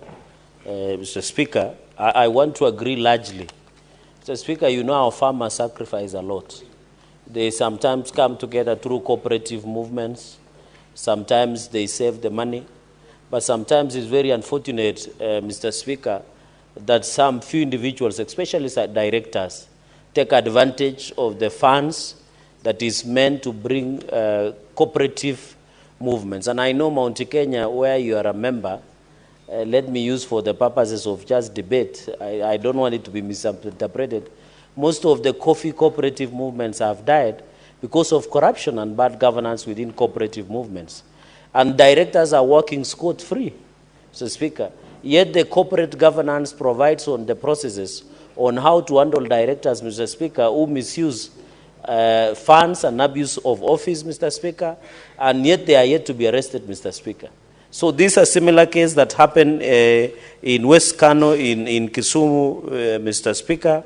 And therefore, the sad thing in this country, Mr. Speaker, is money is misappropriated, money is embezzled, but the agencies that are supposed to investigate and prosecute have become part and parcel of the money heist and propagating, Mr. Speaker, the criminality of public plundering of resources and cover-up, Mr. Speaker. Because the story we had in this report looks like a classical cover-up by the EACC. Instead of investigating, they became complacent in the whole matter.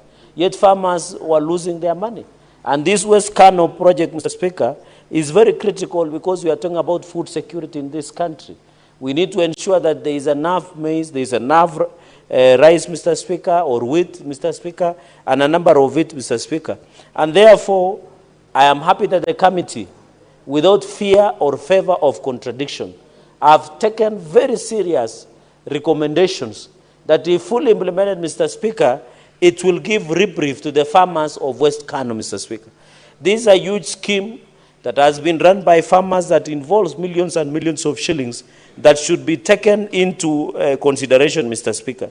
And therefore, I agree that since EACC bungled and abuse and did not carry proper investigation, it is better that Director of Criminal Investigation, DCI, to prosecute. Mr. Speaker, and I want to call out EACC. Some of us have complained, especially in financial misappropriation in our counties. But we hear EPZs, they call media, come rat matters, they come perambulating, Mr. Speaker, come with cameras, do office raid, take governors for statement or senior county officials.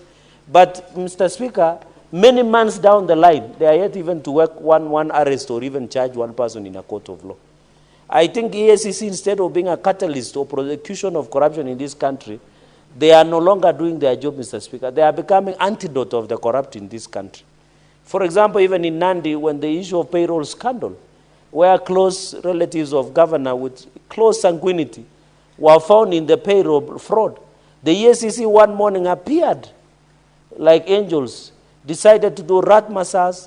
They were with cameras of media, ransacked the offices of county offices, but they have never made a single arrest 6 months down the line. So it is very unfortunate on this case that EACC bungled the investigations on West Cano because of just corruption. Instead of fighting corruption, they are perpetuating corruption, Mr. Speaker. And therefore, I agree that the DCI must seize the matter, do the needful and investigate, and charge people, Mr. Speaker, including directors or officials who participated in the misappropriation of funds, Mr. Speaker. And therefore, I want also although I have heard the addition that the committee made is the forensic audit, of course, with a view of possible investigation of perpetrators. Forensic audit must be done to ensure anybody who is found culpable, who participated in this haste. You know, Mr. Speaker, there is what you call money haste. If you watch Netflix movies or any other movies nowadays, what these Gen Zs and these young people like watching is called the haste. This is a classical movie of haste of farmers' money. And therefore, Mr. Speaker, there must be a forensic audit with a view of prosecution. And therefore, DPP, Mr. Speaker, with the under Article 229 of the Constitution 2010, the role of Auditor General is also to do special audit, Mr. Speaker, and specifically forensic audit to unearth financial misappropriation with a view of prosecution. And therefore, in addition, I want to urge, upon the completion of this report, the committee must request that the DPP takes over the findings with a possibility and a view of prosecution. And I'm informed some of the people who should be prosecuted include senior county officials, include some officials who are high-ranking officials in government, and they must be so the issue of forensic audit must be done to ensure that we and therefore, Mr. Speaker, it is embarrassing, and I hope the CEO of EACC and EACC must apologize to West Cano farmers, Mr. Speaker, for bungling these investigations. And nowadays, Mr. Speaker, you report a corruption. The same people, I'm not saying all EACC officers are bad, a few errant officers within EACC, when a corruption case is reported, they go and look for the person who is accused and they see each other behind the tent. And therefore, it impedes the fight against corruption. So, Senator Manzo, as you talk about corruption, this is a classical case where EACC has become complacent, Mr. Speaker. And it is very unfortunate, even in our counties.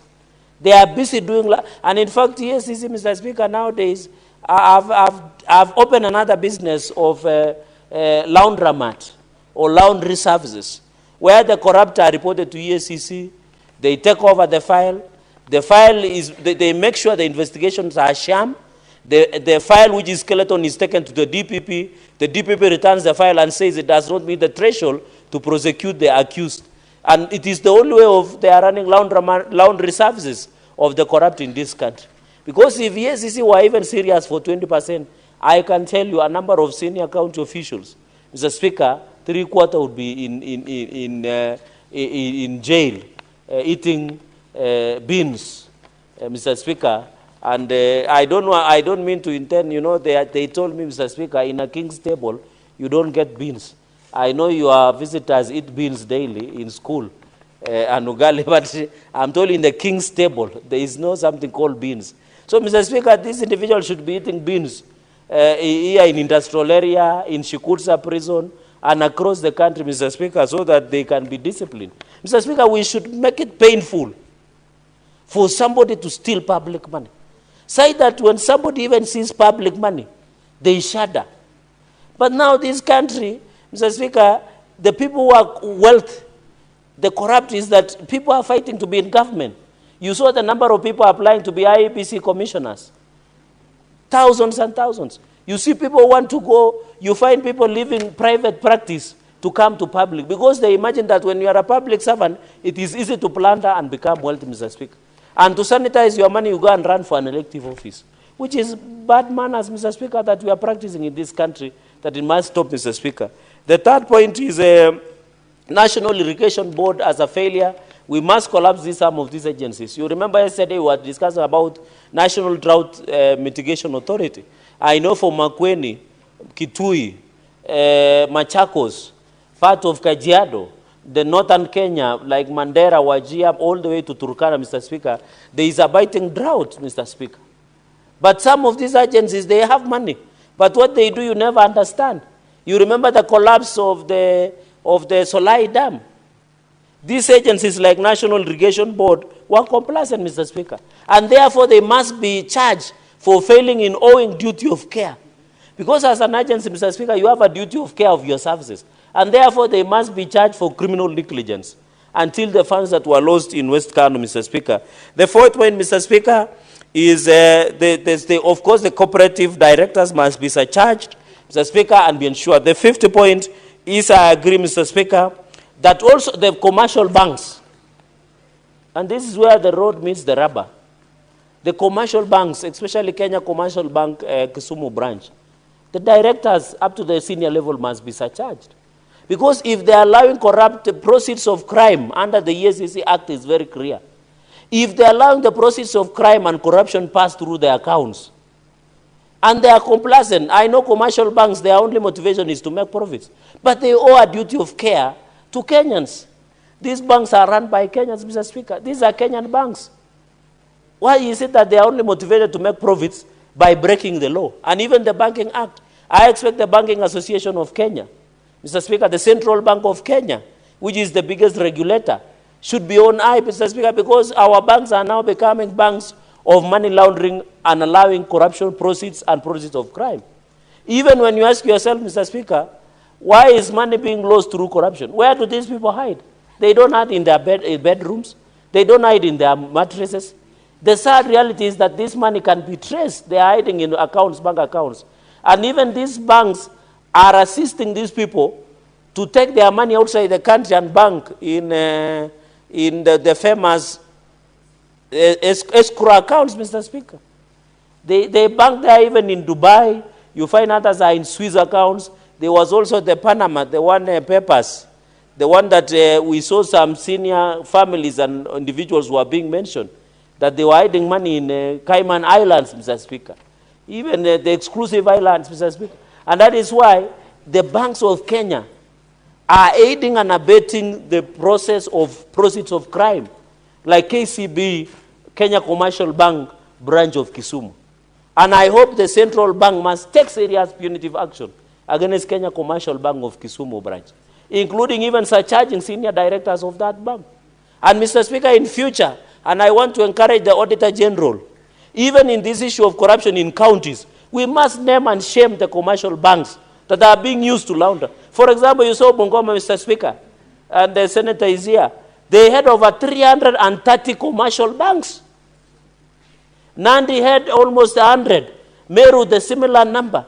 Why would your bank allow, the law is very clear that they only maintain the bank at the national, the bank at the national, that is the Central Bank of Kenya, through the National Treasury, Mr. Speaker. But you get a county like Nairobi, have thousands and thousands of commercial banks, Mr. Speaker, accounts. What is the purpose of these many accounts? Especially on the issue of revenue. You get them, they have M-Pesa pay bill, they have commercial banks, Mr. Speaker. It is a process of laundering crime, proceeds, and corruption and money laundering. And therefore, Mr. Speaker, I want to call out the Central Bank of Kenya, the regulator, Mr. Speaker. They must also enforce these rules so that we have Anti-Money Laundering Act. We have ESCC, the Ethics and Anti-Corruption Act, where they have defined proceeds of crime. The law is enough, Mr. Speaker, to ensure that they push in Mr. Speaker. On the issue of farm machinery and accessories fund, of course, this must be looked at, Mr. Speaker. Let us find the status of the machinery that is with the Western Cano irrigation, Mr. Speaker. And also, National Irrigation Board must be called out. just like banks, Mr. Speaker, the National Irrigation Board must be sanctioned, surcharge the senior officials so that we can ensure our farmers do not continue to suffer. Mr. Speaker, because the failure of EACC, I want to encourage Commission of Administrative Justice or the Ombudsman to come out and investigate this travesty of justice going into the future, Mr. Speaker, because this is the work, and therefore, Ombudsman did find, Mr. Speaker, the CAJ did find that there was a lot of inconsistency in terms of investigation by the EACC, Mr. Speaker. All said and done, Mr. Speaker, the EACC failed in duty of care, and EACC aided and abetted corruption. They must be called out. And I think also, I don't know, when EACC, somebody tell me who will watch the watcher? Who will watch the watchman? Now, EACC is supposed to fight corruption, but they are hiding corruption. So I don't know, Senator Mungatana, who will arrest the EACC officers? Ordinarily, they should be the one arresting the corrupt. So who will watch the watchman? Who will watch the watcher, Mr. Speaker? The army. So you are recommending for court-martial, Mr. Speaker, that we are saying if EACC are bungled investigation, we can become radical and allow the army to take over through court-martial. Because who will watch the watcher? Because if it is the watchman that is allowed stealing to happen, who will ensure that the watchman is being watched? And therefore, members are saying if EACC are bungled investigations, Mr. Speaker, the person who should take over is through the court-martial of the military so that the money can be returned, Mr. Speaker. Finally, I want to agree with the committee, Mr. Speaker, in conclusion, that we also, Mr. Speaker, trace, I know Senator Mahanzo knows this because he's a senior counsel, we must trace, Mr. Speaker, these proceeds that were stolen. We must, as we surcharge and do recovery. The asset recovery, under the law, have obligation to trace the money in those accounts, freeze the money, trace it and bring it back for the public, Mr. Speaker. Therefore, in this country, when somebody is corrupt, we should not only jail them, we jail them, trace, recover assets and money back to the community, Mr. Speaker. Because these people who are corrupt, they will always steal, know that they will go to court, they will play around with the legal process, judicial process, get good lawyers who are sharp, they delay the prosecution. After they are being fined maybe 100 million, Mr. Speaker, they come back and enjoy the proceeds of crime or corruption. We must make it painful to steal from Kenyans. One, jail them. In future, Mr. Speaker, we should even suggest that the corrupt must be paraded in Uhuru Gardens, Mr. Speaker, and be shot on sight, so that we don't have such DNA in our system again, so that they don't sire seeds of corruption, Mr. Speaker. We shoot them on sight. And then, Mr. Speaker, we can even recommend that we do court-martial, the way our neighbor Museveni is doing to some individuals. We court-martial them, shoot them inside, so that we don't, and in fact, Mr. Speaker, I'm proposing that, Mr. Speaker, we make them sterile, Mr. Speaker. We castrate them so that that DNA does not progress in our society, so that the young people who are on your gallery, Mr. Speaker, do not get a country where to get something in government or anywhere you must be corrupt. We should value integrity so much, say that when somebody is corrupt, like in Japan, when they are mentioned in corruption, they commit suicide because of the national shame and embarrassment, Mr. Speaker. And therefore, as I support this report, I want to say, members, let us support.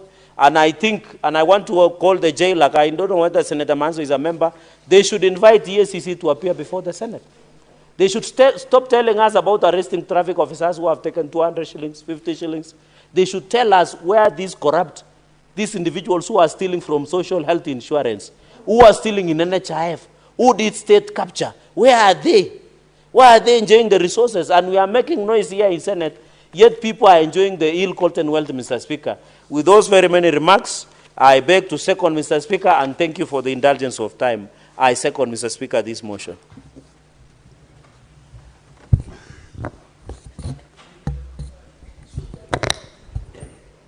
Honorable Senators, I propose the question that the Senate adopts the report of the Standing Committee on Agriculture, Livestock and Fisheries on a petition to the Senate regarding graft investigation by the Ethics and Anti-Corruption Commission, EACC, on the West Cano irrigation scheme laid on the table of the Senate on Thursday, 5th December 2024. And before I give senators to contribute to the motion, I want to also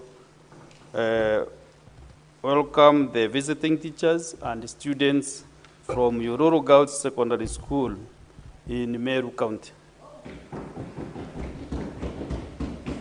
Honorable Senators, thank you. Honorable Senators, I would like to acknowledge the presence in the public gallery this afternoon of visiting teachers and students from Uhuru Girls Secondary School in Meru County.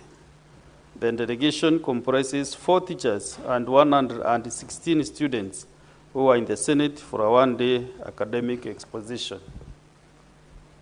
Honorable Senators, in the issue tradition of receiving and welcoming visitors to Parliament, I extend a warm welcome to them, and on behalf of the Senate and on my own behalf, wish them a fruitful visit.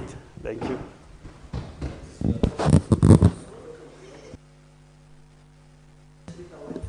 So on this particular, honorable senators, as you have heard, this is a school in, these are my constituents. Of course, I can welcome them. I want to welcome them to the Senate. And this is a school, a girls' school that I did support, and even when I was a member of the National Assembly for 10 years. So I want to welcome them and also ask my good sister, Senator Catherine Nyamu. This is a girls' school, so I want to honor them by being welcomed by my sister Catherine, Senator Karen Nyamu, and to give them a sister advice on how to pursue law. Yes. Thank you, Mr. Speaker. I want to take this opportunity to welcome the girls and the teachers from the school in Meru. It is a great opportunity for you to come and witness firsthand what happens at the floor of the House. I know you're probably here to learn what happens in the legislature as one of the arms of government. And while at it, one of you, a few of you might get inspired to want to represent your people in the future. I am a great believer and supporter of young dreams and the girl child, particularly the girl child's dream. I want to encourage you, no matter your background, no matter where you come from, you can dream big, and one day you can be here to represent your people in various capacity, maybe your county, maybe your constituency on the other side of the National Assembly. And so, just to tell you that nothing is out of reach for you, young girls. And with those few remarks, thank you, Mr. Speaker. Thank you, Senator Cullen. So we go back now to the motion, and I'll request Senator Mugatana to make his contribution to the motion. Thank you, Mr. Speaker. Mr. Speaker, first of all, I want to thank the very honored son of this country, Mr. Patrick Ocheng Odindo, for presenting this petition on the ethics and anti-corruption graft investigation on the West Cano irrigation scheme and their failure to act to expectations. Mr. Speaker, I also want to thank the Agriculture Committee of the Senate under the leadership of Honorable Senator David Wakoli for ably presenting this report before the Senate. Mr. Speaker, the complaint that Mr. Odindo has presented before the Senate is that 59 farmers groups, Mr. Speaker, have suffered tremendous losses of funds that were meant to help them under the West Cano irrigation scheme. So, Speaker, between 2009 and 2015, 86 million was allegedly lost, and this was the revolving fund of the West Cano farmers. Mr. Speaker, this same gallant son says between 2015 and 2017, the scheme Farmers Cooperative Society leaders who managed the farm machinery fund again could not account for the money that was donated by the Kenya government and the government of Japan. So, Speaker, again, the Rice Sales Fund, which was again donation to this particular 59 groups of farmers, again was lost. Mr. Speaker, the residents of West Cano irrigation scheme, they made these allegations before the Western region of the Anti-Corruption Commission, but nothing was done, Mr. Speaker. Mr. Speaker, the question that we need to ask ourselves is, what is it that the Anti-Corruption Commission was doing in Western region all these years? How can it be that the EACC makes a decision to devolve its work to various regions, and the people in those regions, in this particular case, the Western region, are not happy? They are not satisfied with the work that you're doing. What is it that needs to be done to this Ethics and Anti-Corruption Commission for it to wake up to its responsibility? Mr. Speaker, these people are simply saying, we have not gone, we have done everything we can, we've done everything correct, but we have been let down by a government body. Mr. Speaker, 86 million is not small money, especially in the rural areas. This money was misappropriated. Nobody has been arrested. The people have made a report. Nothing has been done by the EACC, Mr. Speaker. What are the people supposed to do, Mr. Speaker? They have looked for all other ways to deal with this matter, and they have landed on this Senate.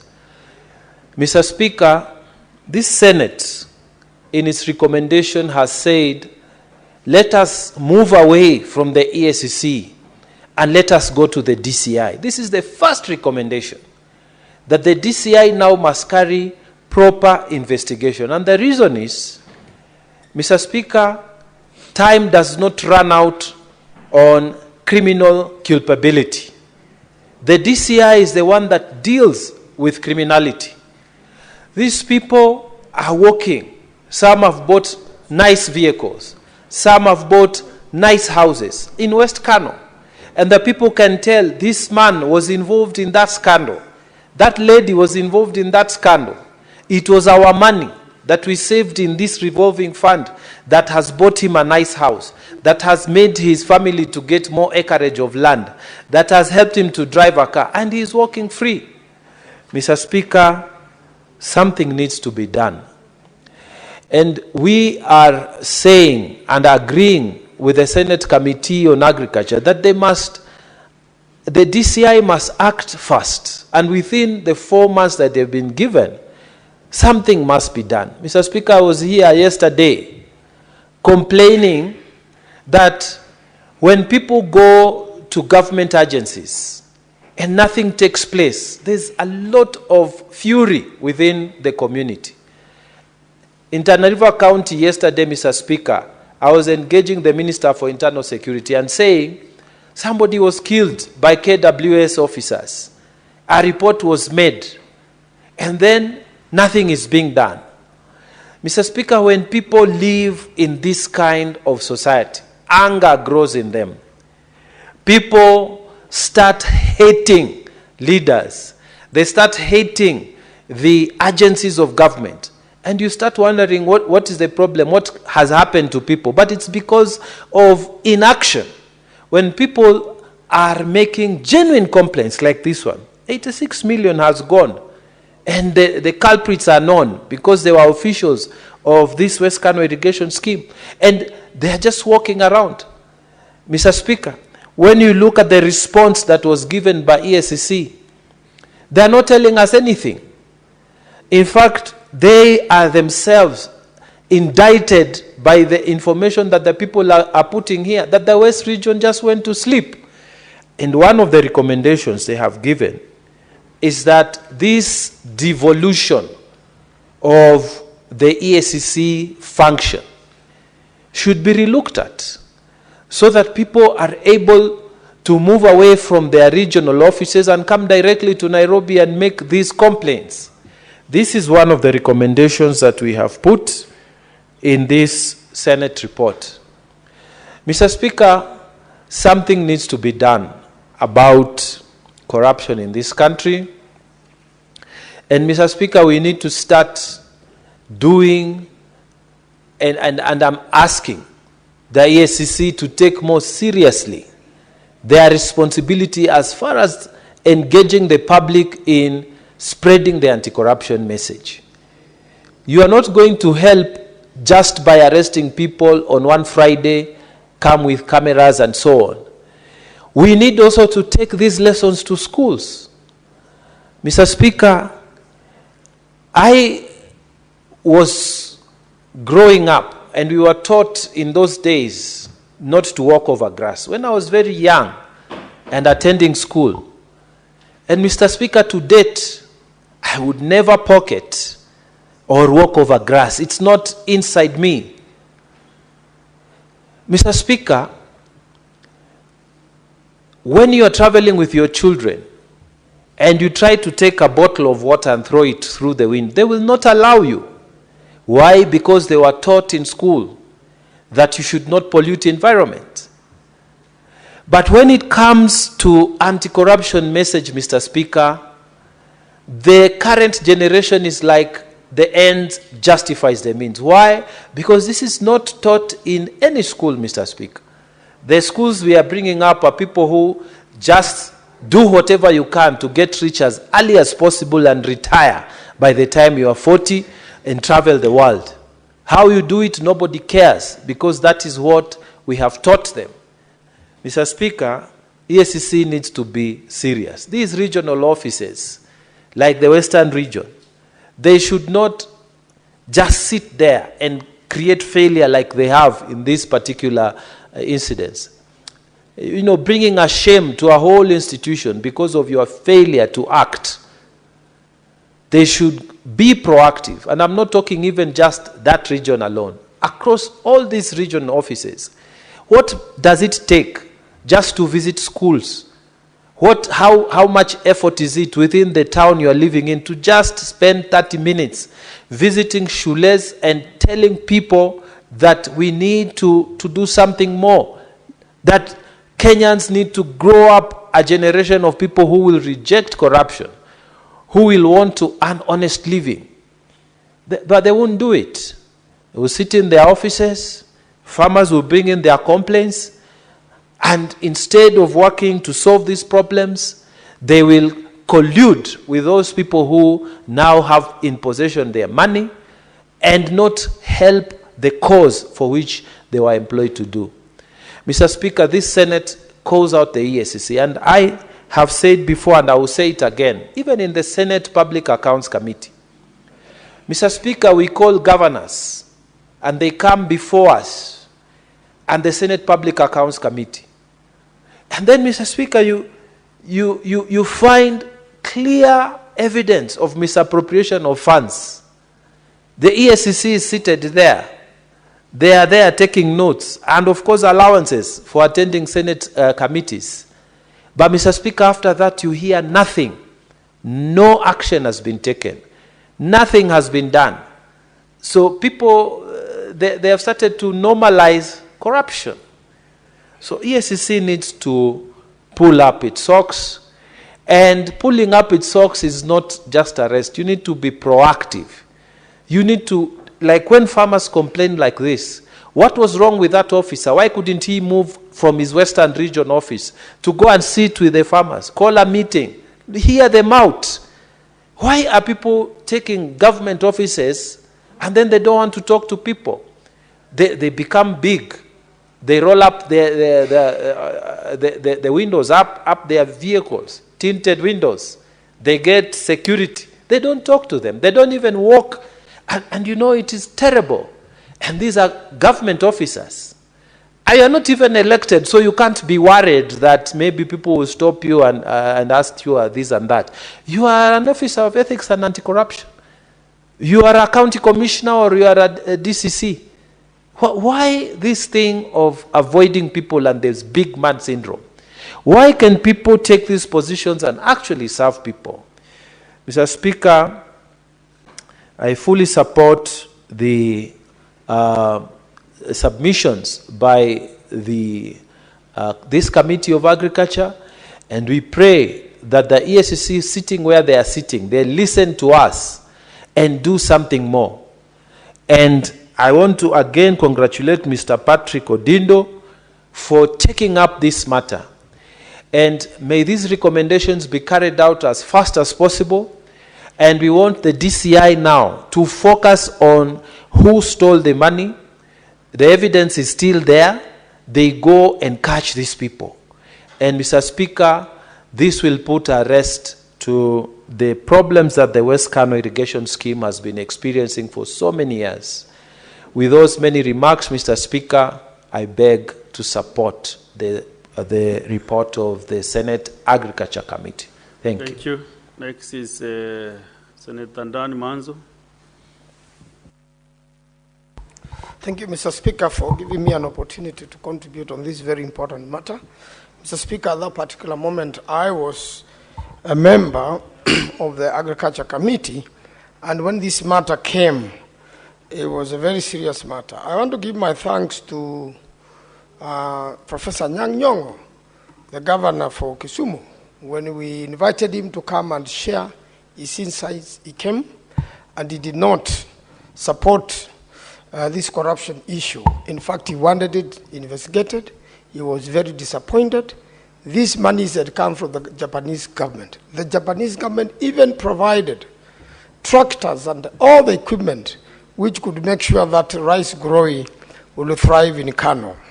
And then there were cooperatives, very well organized cooperatives, but highly frustrated by individuals when it came to this. And some of the accused people, when they were brought before us, Mr. Speaker, they pretended that they cannot even speak Kiswahili.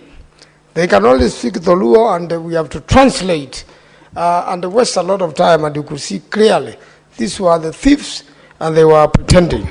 Mr. Speaker, my big disappointment goes to EACC when they came to preside over this matter. They were the ones who were to investigate.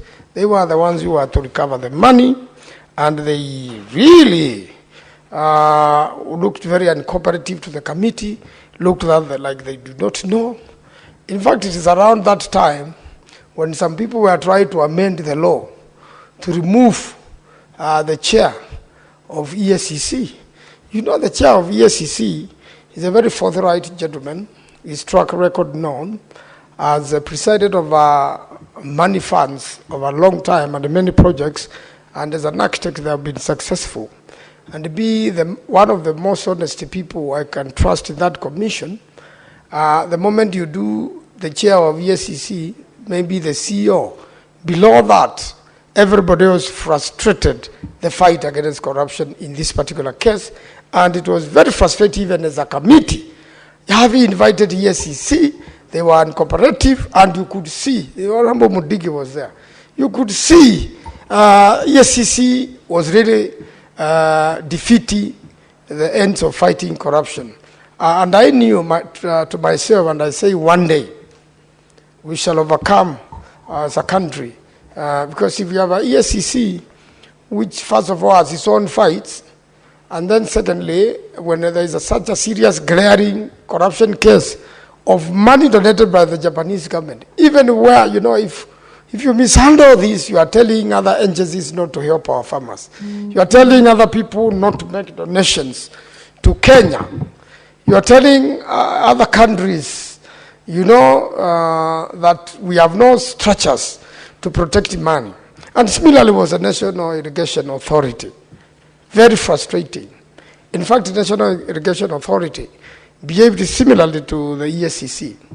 You may have a good chairman, good CEO, but the rest of the employees are really squandering, going to collude, becoming part of the scheme to steal from Kenyans and to steal from international funders who are very sympathetic with our case. And the worst of it was KCB, the KCB Bank. You know, KCB Bank should thoroughly be investigated. As a bank, you cannot allow proceeds of theft of public resources to be hidden in your bank, to be channeled through your bank. And the bank managers and the people who dealt with that, you could see clearly from the evidence adduced, they were aiding the thieves. And I want to say also, although my friend Senator Cheregai has said we should probably court-martial these people or sentence them to death by shooting at Uhuru Park, I want to tell him that unfortunately we then need to amend the Constitution of Kenya to bring in, you know, death sentence back. And then, but what I also, and then what I think is best, and now that I'm in Jailak, and I'm sure, and yours truly, the Speaker, is the chair of Jailak, we really need to strengthen and relook at the ESCC Act and even the law punishing those who have stolen from public funds, to bring them to life sentence, and even strengthen the mechanism of recovering public stolen money. Because this was a very embarrassing case. Even the Japanese embassy used to come and follow the proceedings and get frustrated too. And we must prove to the world that Kenyans are not thieves. Even in our own traditional settings, a Mkamba or a Kalenjin or a Luo, or even from Embu, or even Mbere, they never encourage stealing of any public property or anybody's property. The custom was that if you steal, you are going to be followed by a lot of evil things and you will not get far with it. But unfortunately, through the colonialists, we have learned to be thieves, to be corrupt, and to loot public funds. And therefore, really, we must be very serious, and our recommendation must be taken seriously by the DCI.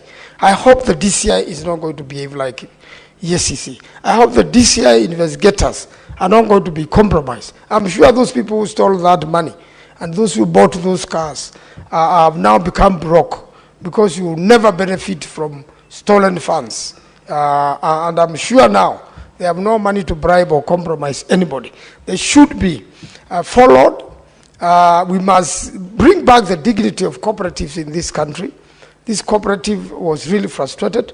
We must embrace good practices of taking care of public money, taking care of public property like the tractors. The spare parts of the tractors would be exchanged with all spare parts of private owned tractors. And then the one for the cooperative would be grounded, and it is funded, and it has been donated by the Japanese government. So we want to give confidence to the Japanese government and any other government in the world, including America, who want to work with us, that when money comes here, donor funds, then we will end up, you know, better. And I'm very sure there are very many donor fund agencies who want to work with the ESCC, who want to work with the Cohesion Commission, who want to work with so many other commissions which structure, you know, better management of public funds so that we can have a culture of protecting public funds. So, and really, lastly, I want to see that whatever has been stolen should be recovered.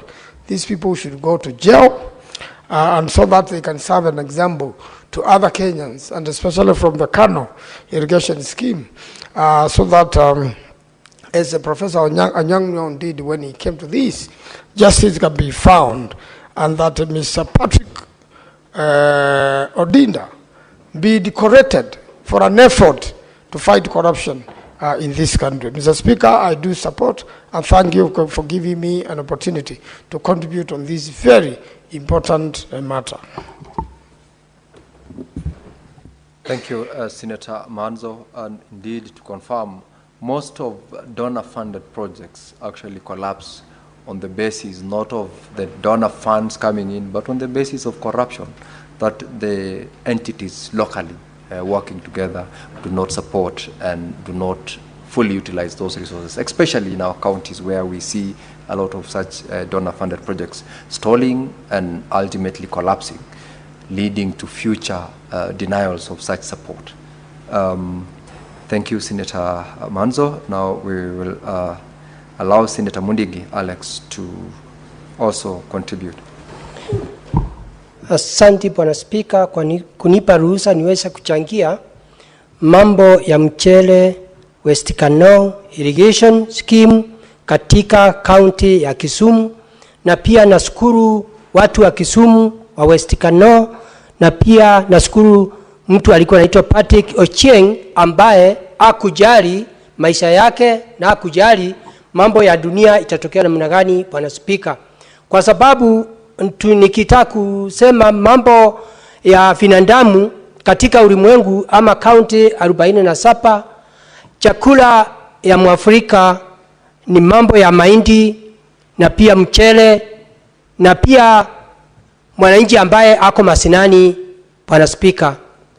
Ni kitu ilikuwa kuhusunisha sana, kwa sababu wakati tulitembea ile pahali na pia tukawa tunaita hao watu walitoka mbali, walikuwa nakuja wale wazee na kurundi na wakujali, na pia Bwana Spika walikuwa na shida nyingi, na wakati walikuwa simama pale wakitoa ushuhuda, Bwana Spika, ilikuwa kitu ya kuhusunisha kwa sababu walikuwa wanaongea Kiluo, na walikuwa ni mambo ya ajabu kwa sababu walikuwa pia hata chakula hawakuwa nayo, lakini wakajikamua, Bwana Spika, wakaona wakuja watoa ushuhuda vile pesa ambayo walisaidiwa kutoka huko Japani na kona zile zingine vile ilikuliwa na tapeli.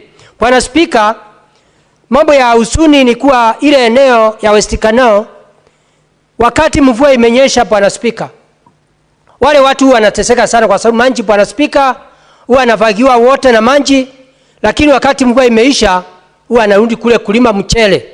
Lakini wakati watu walitoka nchi za ng'ambo wakuja wakaona vile wameteseka, Bwana Spika, na wakapatiwa hela na wakaanza kulima mchele, na pia wakapatiwa machini ya kulima, lakini watu wengine matapeli, Bwana Spika, waliona ni vizuri kukula ile pesa zote.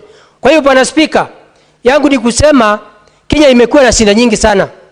Ukienda mambo, nikikumbuka jana Bwana Spika, mimi mwenyekiti mdogo wa kamati ya agriculture, na pia jana tulikuwa naongea vile katika kaunti yako vile watu walipatiwa mahindi wakapanda mahindi ambayo ilikuwa mzuri, na pia ukawa hakuna dawa ya kupiga ile dawa, na ikawa Bwana Spika watu wale wanalima mahindi, ikawa ile kaunti yako ikawa wanavuna mahindi ili haiwezi kutosha, na ikawa mahindi iko na wandundu. Bwana Spika, sio mambo ya kilimo peke yake, katika kaunti nyingi imekuwa na shida hapa na pale, kwa sababu watu wengi watu wakipatiwa kazi, Bwana Spika, wamekuwa angalie mambo ya kazi, wafikiria sira ile walikula, wanafikiria sinda zao na familia yao, vile watakuwa na magari kubwa, vile watakuwa masamba kubwa, na vile watakuwa na matumbo kubwa, na vile watatembea wakiona kama wataishi dunia hii. Bwana Spika, Bwana Spika, mambo ya investigation, wale walikuwa wanafanya investigation mambo ya watu wa anti-corruption, Bwana Spika, ningependa kuangalia sheria vizuri. Yenda ikawa Bwana Spika sheria ya anti-corruption haijafuatiliwa njia ile inafaa, ndio wakati mwingine vitu kama hizi isiweze kufanyika.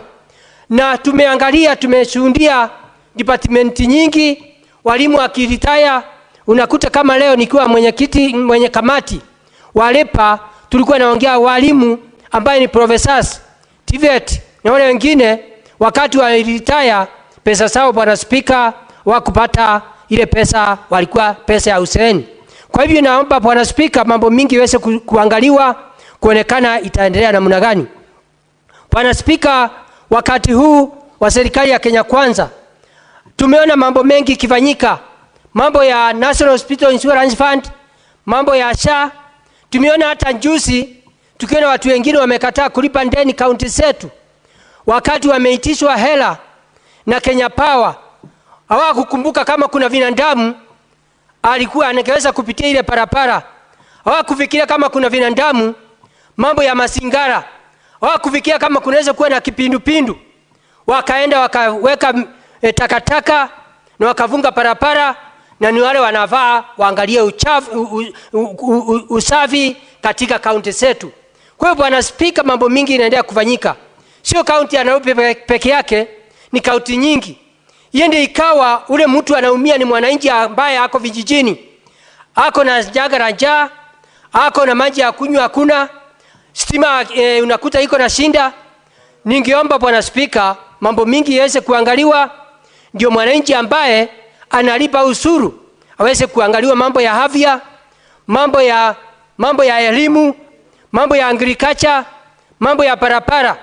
Na hiyo mambo yote, kama tunataka serikali ya Kenya Kwanza iweze kufanya kazi nzuri, mpaka kuangaliwe tulitupa njia, tukienda ni wapi tulipotesha, ndio tuweze kurudi kwa laini, ndio tuweze kujua mwananchi ambaye yule ako na pesa na yule hana pesa. Sisi yote mbele ya macho ya Mwenyezi Mungu tuko kitu kimoja. Bwana Spika, nataka nikumbushe watu wa Kenya, Biblia inasema watu wawili waweze kutembea pamoja, Bwana Spika, bila kuelewanwa ama bila kusemesana. Ningeomba sisi wakati wa serikali ya muungano ambayo inaongozwa na ambaye rais wetu Mr. Ruto Abraham na pia Profesa Abraham Kithure, ambayo wanatuonyesha njia ya umoja, tuweze kuwasikilia na mambo ya kufanya kazi pamoja. Wakati huu tuko na amani. Bwana Spika, tumeona mambo mengi, hata wizi wa masamba, wizi wa magari, mambo ya kupigana senga. Hiyo mambo yote kama hatuyasimiani, hatutaweza kutembea pamoja. Bwana Spika, wakati huwa tunatembea nje, public participation, nakumbuka miezi 2 tulitembea kule nchi ya Tanzania, na watu Bwana Spika, kama wanaweza ukaa kama nchi ya Tanzania vile wanakaa na umoja, ama zile zingine, Bwana Spika, tunaweza ukaa pamoja. Kwa hiyo Bwana Spika, naomba hii mjadala tunazungumzia uweze kuangaliwa, hao watu wawezekana waweze kuonekana vile pesa itapatikana, na tuweze kuona vile wasungu wataweza kuja kufanya ile kazi, kwa sababu mpaka trakta ni mzee. Hata watu wengine wale wasungu walisema watapeana pesa zingine, na nataka kusema hii ni pesa ambaye ni pesa serikali italipa hii pesa ikiwa wamekopeshwa. Pia Bwana Spika, tumeona mambo ya pesa ambaye hata mambo ya sukari, mambo ya kahawa, mambo ya majani, watu wengi wakilia serikali Bwana Spika waweze kulipua zile ndeni. Kwa hivyo ni kumaanisha kama tutaendelea na hiyo barabara na hiyo njia, hata tukipatiwa msaada na mnagani na hizo ngambo, ama serikali ikilipa ikikata ushuru kwa mwananchi na mnagani bila kufuatilia mambo ya accountability, itakuwa sisi tutarudi nyuma miaka ingine mbali sana. Bwana Spika, kuna mambo kama tunaweza accountability inaweza kuangaliwa. Agenda yetu ya Kenya ni mambo ya agriculture, mwananchi aweze kupata maji ya irrigation, mwananchi apate maji ya damu, na pia unakuta mambo mingi yaweze kufanyika, na pia elimu ya kutosha, na parapara, na mambo ya afya. Kama kungekuwa hakuna wizi Bwana Spika, kama sasa nakumbuka miezi 2 Bwana Spika, nchi ya ngambo ilisema itapeana ile msaada ya kununua dawa ya kansa ama ya hands. Na hiyo mambo yote kama accountability ingekuwa inaangaliwa Bwana Spika, tungekuwa tunaenda barabara mzuri. Saa hii tulikuwa tumeshimamisha. Unaona saa hii waheshimiwa wengi masinani Bwana Spika, njuu pesa imekuliwa na mateberi, ndio naona ugonjwa wa kansa imeleta shinda. Watu wengi sisi tukienda masinani, watu wengi wamevirishika, watu wengi ni mambo ya hospitali, mashamba imeuswa, title deeds imeshukuliwa na benki na mahospitali juu ya ile ndeni tuko nayo katika mahospitalini. Kwa hiyo kama mambo ya accountability ingekuwa inaangaliwa, mambo ya ugonjwa wa kansa hatungekuwa tunapata ile sinda tunapata. Kwa hiyo Bwana Spika, mimi nikiwa mwenyekiti mdogo wa kamati wa agriculture, mambo tulisema DCI aweze kufanya investigation, au watu waweze kupelekwa kotini na ukweli ujulikane. Nikimalizia Bwana Spika, sio mambo ya West Cano peke yake, ni department nyingi. Kwa hiyo Bwana Spika, mimi naunga mkono hii ripoti ambaye ni ya West Cano. Asante Bwana Spika, ni mimi Central Embu County, Dr. Alexander Munyi Mundige. Asante Bwana Spika. Thank you very much, Senator Alex Mundige. Senator Julius Mugor.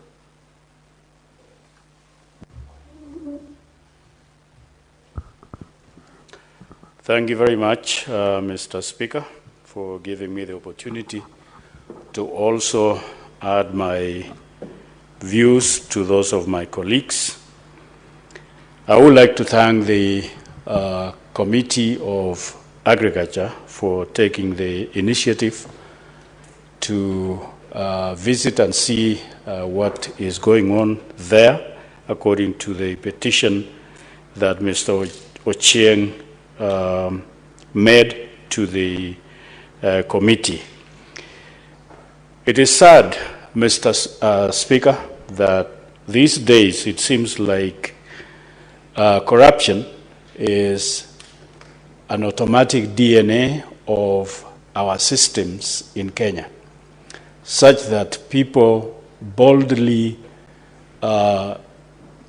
take advantage, especially of either the less to do or less fortunate, if there are people that are supposed to be helping others, maybe they have a government position or something like that, instead of being a helper to those that they actually have authority over, they take advantage of them.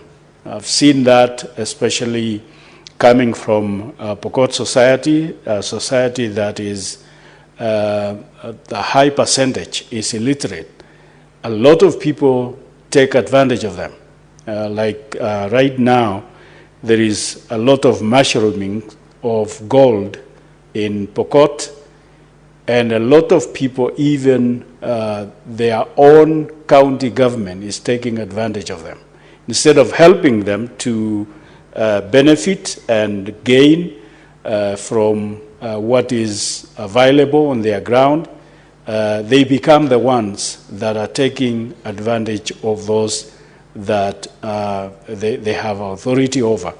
And so this case of Cano is not isolated. It is not one alone in Kisumu area. It's all over Kenya and all over the country. And so it is something that we do not know, like our colleague Cherargay said, we do not know who should be in charge of who should arrest who should caution who when it comes to corruption. And these farmers in Cano Plains lost a lot of money, and therefore they have a lot of things that were lost. Their children probably never went to school because of that situation.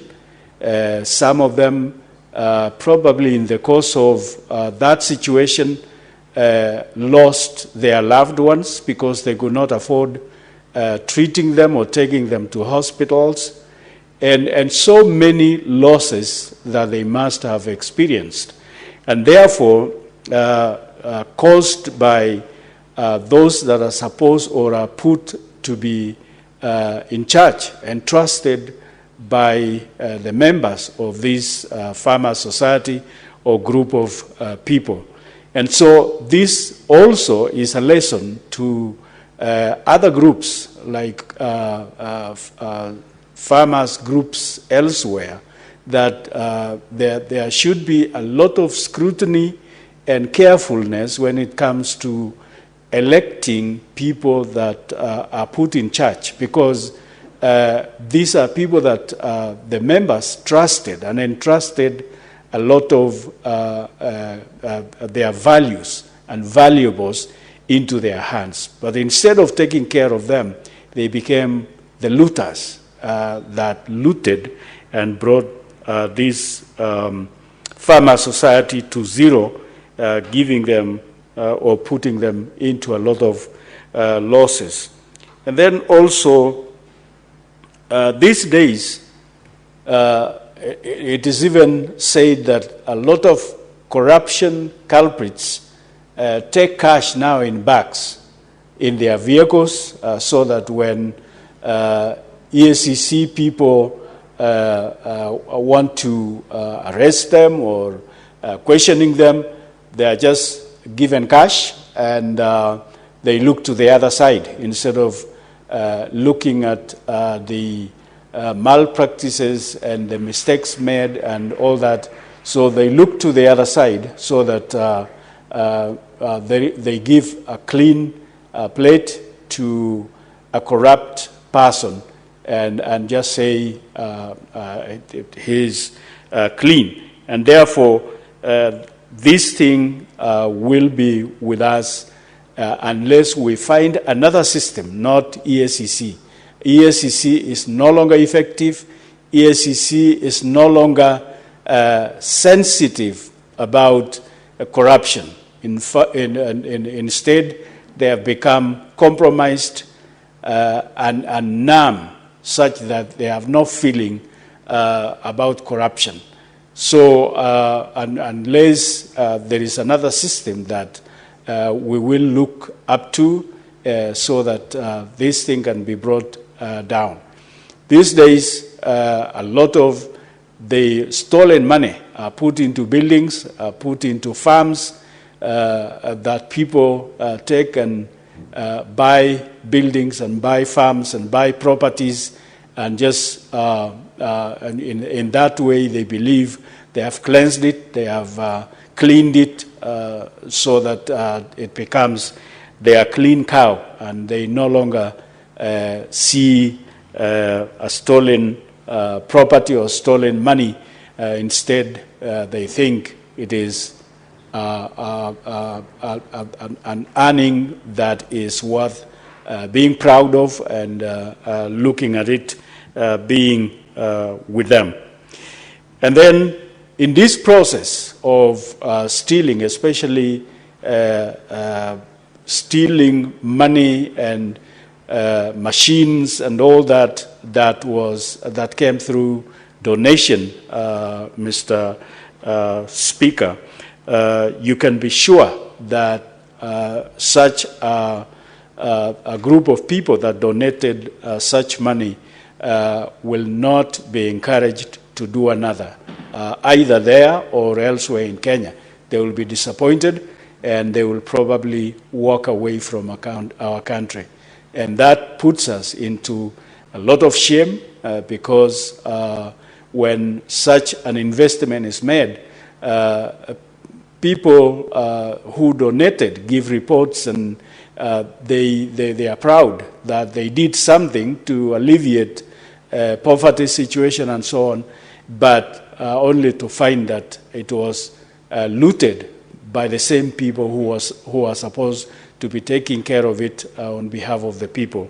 And so we will be repulsing or chasing donors away by this practice. And so, needless to say, even the members of such a group, such as the Cano plain farmers and the general public, will apportion blames on leaders like us and even the government, that the government is not taking care of them. Look, a few people have stolen our things and they are just walking free, and blame police, blame everybody because somebody just did wrong things to them. And therefore, we all get a portion of blames because of a few individuals and a few officers that were supposed to be helping correct situations and so on. And therefore, that is why we get shortages of food and also sabotaged economical activities that no longer work because a few of us have stolen, and therefore it just collapses the whole thing. Talk of many corporations and irrigation systems and many others. And therefore, it is my view that we should get another system that will be effective. I support. Senator Joe Nyutu. Thank you, Mr. Speaker, for the opportunity. And I rise also to support this petition by one Mr. Patrick Ochieng Odindo on corruption at West Cano irrigation scheme. And Mr. Speaker, I want to commend this particular gentleman because he has done thorough research even at the time and before he came presenting this particular petition to the Senate, Mr. Speaker. And Mr. Odindo Ochieng was able to identify the funds that have been pilfered or misappropriated, if not embezzled, Mr. Speaker, by those that run this particular irrigation scheme. Mr. Speaker, Mr. Ochieng Odindo talked about a revolving fund that the government funded at one point in time, disbursing about 86 million that cannot be accounted for, Mr. Speaker. There's also that machineries and accessories aid by the government of Kenya and the government of the Republic of Japan. He also was able to talk about a rice sales fund and many other funds, Mr. Speaker, that the management of this particular irrigation scheme cannot account for. Mr. Speaker, the EACC also stands accused in this particular petition by Mr. Ochieng Odindo. Mr. Speaker, when we look at this particular petition, any Kenyan of goodwill, any Kenyan who values this country must raise a voice and say no to corruption. Because there is no way all these funds are not accounted for, Mr. Speaker, and we cannot be able to separate this and say that this is not corruption. It is corruption, Mr. Speaker. And that is why we have to look at this matter, this petition, in a very broad way, because corruption, Mr. Speaker, is a cancer that continues eating up the sectors of government, state corporations, and many other areas, and therefore rendering services to that poor Kenyan, Mr. Speaker, unavailable. And that is why we must stand, and especially this committee that is tasked with this particular matter, Mr. Speaker, to unearth all corruption in this particular scheme, so that anybody tomorrow or in the future who is given a responsibility to oversee appropriate use of public funds, Mr. Speaker, does exactly that. Mr. Speaker, we have very many incidences of corruption. And the most recent, Mr. Speaker, is the Social Health Authority, SHA. Mr. Speaker, as we look at this petition, Mr. Speaker, we must also talk about the concerns expressed by the Auditor General of the Republic of Kenya, in that there has been a lot of corruption, that we know that the system at SHA, Mr. Speaker, is privately owned and not run by government, by individuals who take away 2.5% of the contributions that are made. Mr. Speaker, these are things we should not allow in our country. Otherwise, Kenyans will continue suffering because of people taking advantage of gaps in systems and using the same, Mr. Speaker, to take away funds meant for public good and take them to their private use, Mr. Speaker. And so, Mr. Speaker, as we look at this thing, at this petition, we must all ask ourselves, what are we going to do? Because the Attorney General is very particular, that hers ends at the point where she lays bare the fact and the appropriation of public funds, that the rest lies with Parliament, Mr. Speaker. And that is why we must, as a House, know and come up with ways and means of making sure that the rot that is exposed by the Auditor General and other agencies like the Control of Budget, Mr. Speaker, action is taken against anybody that does not do what is supposed to be done as per the law and as per the public finance management, Mr. Speaker. And so this petition should open up our eyes. And Mr. Speaker, we must take very stern action against those that will be found to have taken advantage and misappropriated or embezzled the funds that were availed to West Cano irrigation scheme. Mr. Speaker, the other thing that we should ask ourselves, there is a lot of money that is sent to state corporations. The government keeps bailing out state corporations that operate at a loss all the time. And Mr. Speaker, when we talk about that, Kenya Airways comes to mind. That until last year, successive governments have been bailing out Kenya Airways, which has been operating at a loss all these years. We must ask ourselves, before we bail out any particular state corporation, we must do a thorough assessment of the application of funds and corporate governance. We must ask ourselves whether any particular state agency or corporation has exercised good corporate governance before we avail public resources to such organizations. And I say this because looking at this petition that was brought by Mr. Ochieng, Mr. Speaker, there are very many government funds that have been placed in the hands of the managers of that particular irrigation scheme that have been pilfered.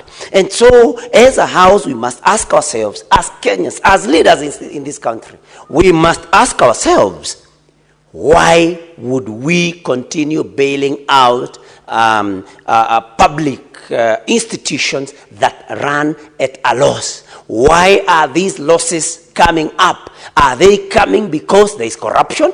We cannot continue churning out big amounts of money to organizations, Mr. Speaker, that do not want to incorporate corporate governance in their particular structures. And so, Mr. Speaker, as I conclude, I want to encourage even other Kenyans that any Kenyan that finds something inappropriate happening with a public institution, they should know that they have the liberty and they have the right to come to this House or the other House and place a petition with them in order for that matter to be looked into by the particular House, Mr. Speaker. And so I want to commend Mr. Ochieng for being a patriotic citizen that did not just sit back like many others would have done, but he got concerned and exercised his right by placing an opinion, by placing a petition in this House, Mr. Speaker. And so, even as I conclude, Mr. Speaker, we must encourage Kenyans to come to this House to petition about any matter because it's their right, so that this House can look into these matters. I thank you, Mr. Speaker. Thank you, Senator Newtu, for your contribution. And now, honorable members, there being no other senator interested in contributing to this particular report, I ask the mover, Senator Wafula, to reply.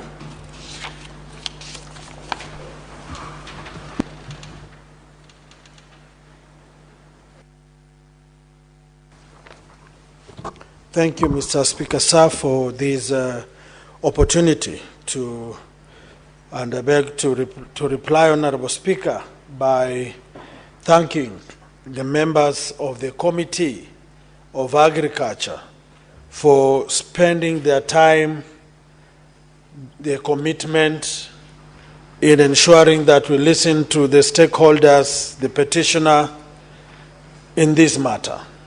Honorable Speaker, I want to thank the Secretariat for equally taking their time and to dedicate themselves to listening to this petition, Honorable Speaker.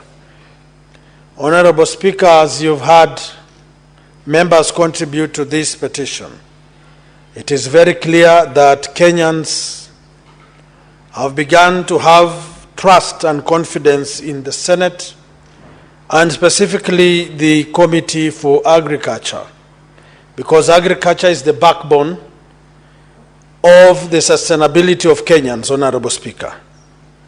The government is pumping lots of resources into agriculture, livestock, and fisheries.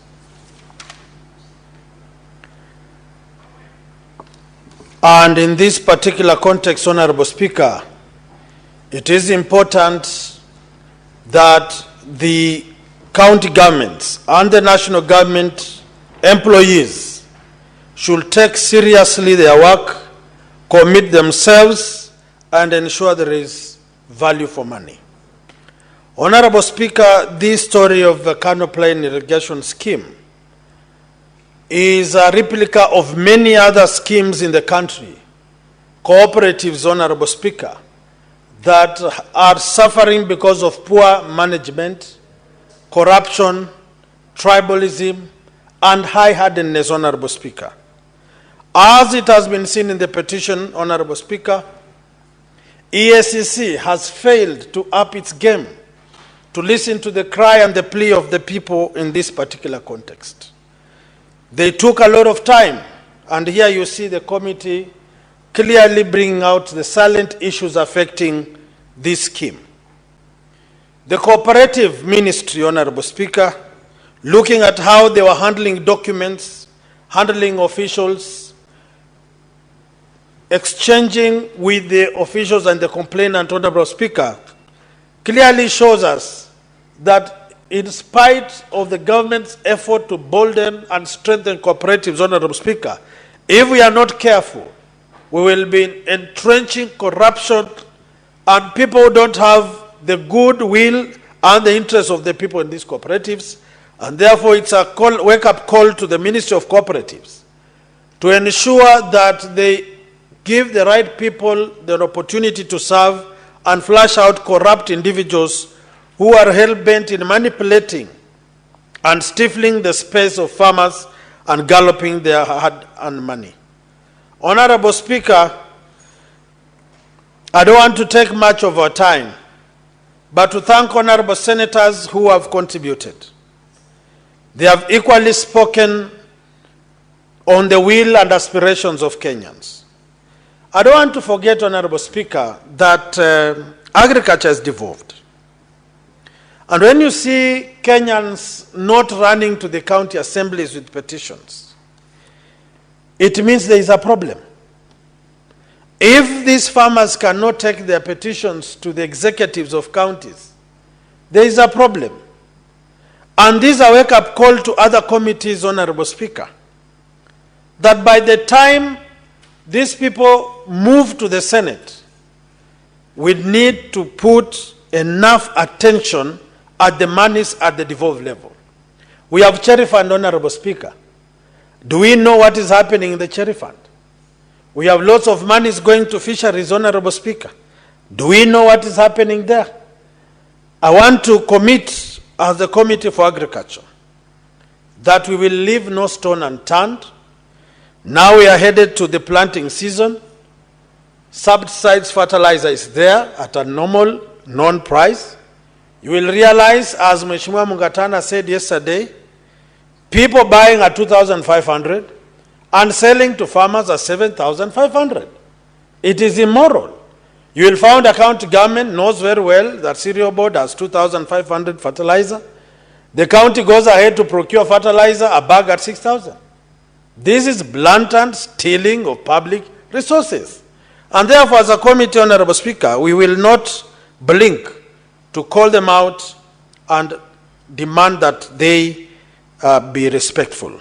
So, honorable senators, those of us who have contributed, Mheshimiwa Mungatana, my good friend senator from Pokot, Mheshimiwa Maanzo, and all of them, Mheshimiwa Nyutu, Mheshimiwa Daktari Mundigi, I want to appreciate your contribution, your commitment, and assure you as a committee, we will do what is necessarily possible. Finally, on the implementation and recommendations, as a committee, we will push that the implementation of these recommendations are done within the purview of the Constitution and the mandate given by the Senate to ensure that the people of this scheme get their rightful share of the taxpayers' money.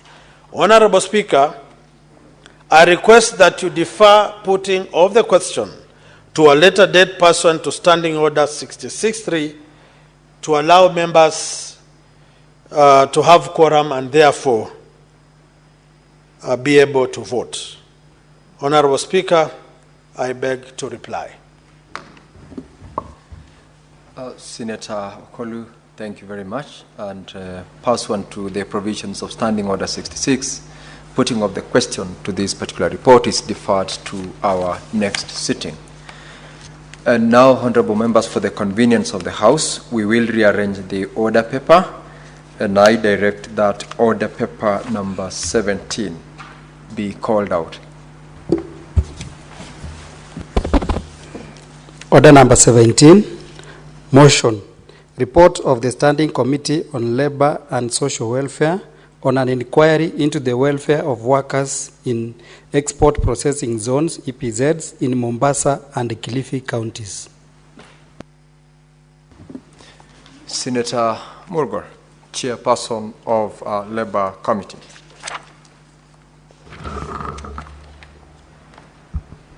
Thank you very much, Mr. Speaker.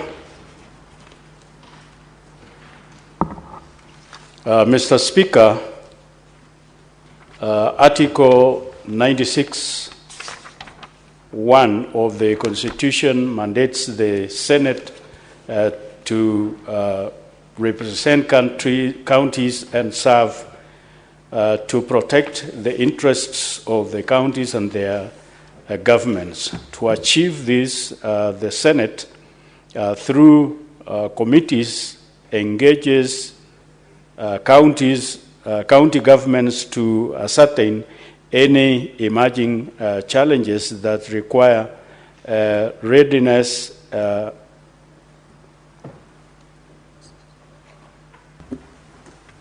Senator Migori, kindly retake to properly move your motion.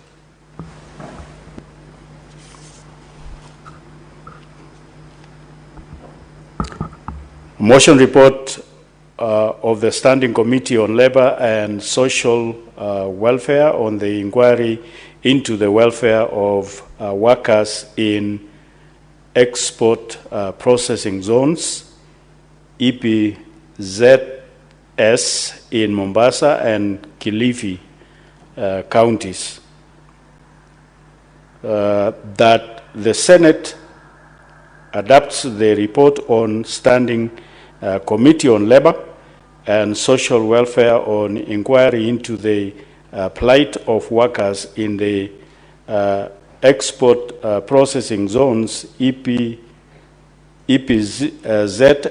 in Mombasa and Kilifi counties, laid on the table of Senate on Thursday, 1st October 2024. Tuesday, Honorable Senator, Tuesday. Tuesday, 1st October 2024. So I proceed.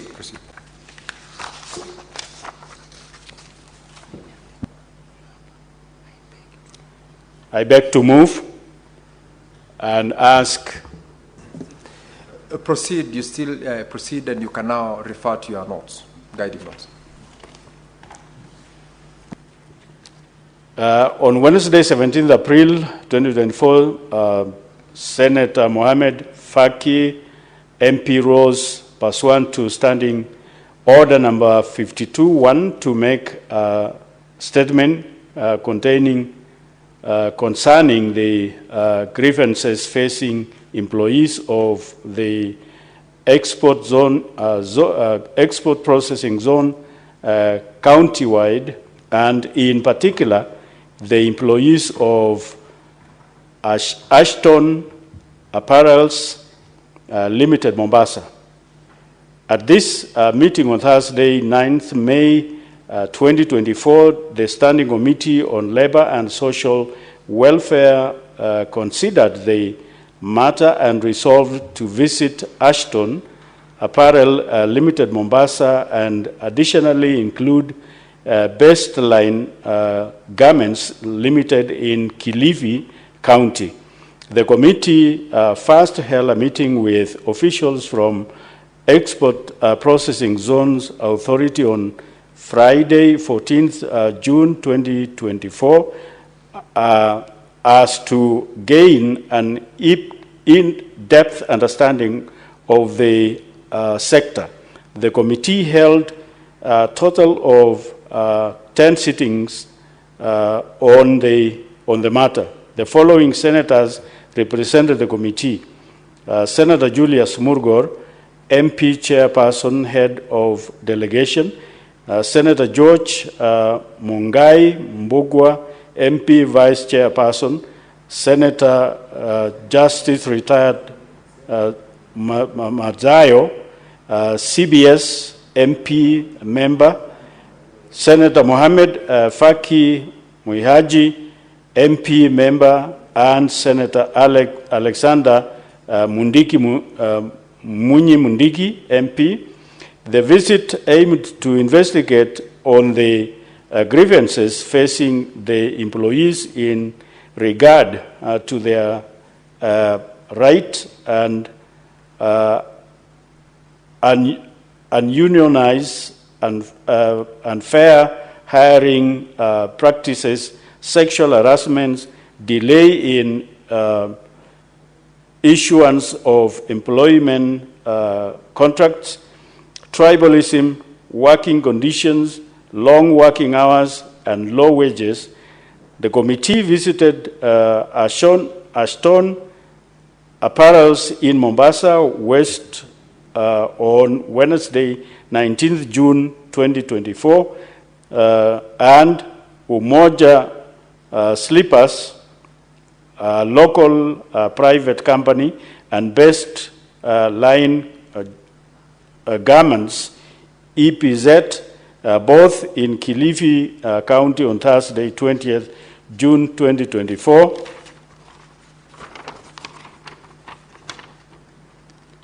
Following the visit, the committee observed that EPZ is created by an act of parliament known as the EPZ Act number 12 of 1990, which provides for the establishment of export processing zones and the Export Processing Zones Authority. The EPZ has attracted physical and procedural incentives to ensure low-cost operations for export-oriented businesses. These zones are governed by EPZ authority. Those main roles include development, regulation, and administration of the zones, and is state corporation under the Ministry of Investments, Trade and Industry.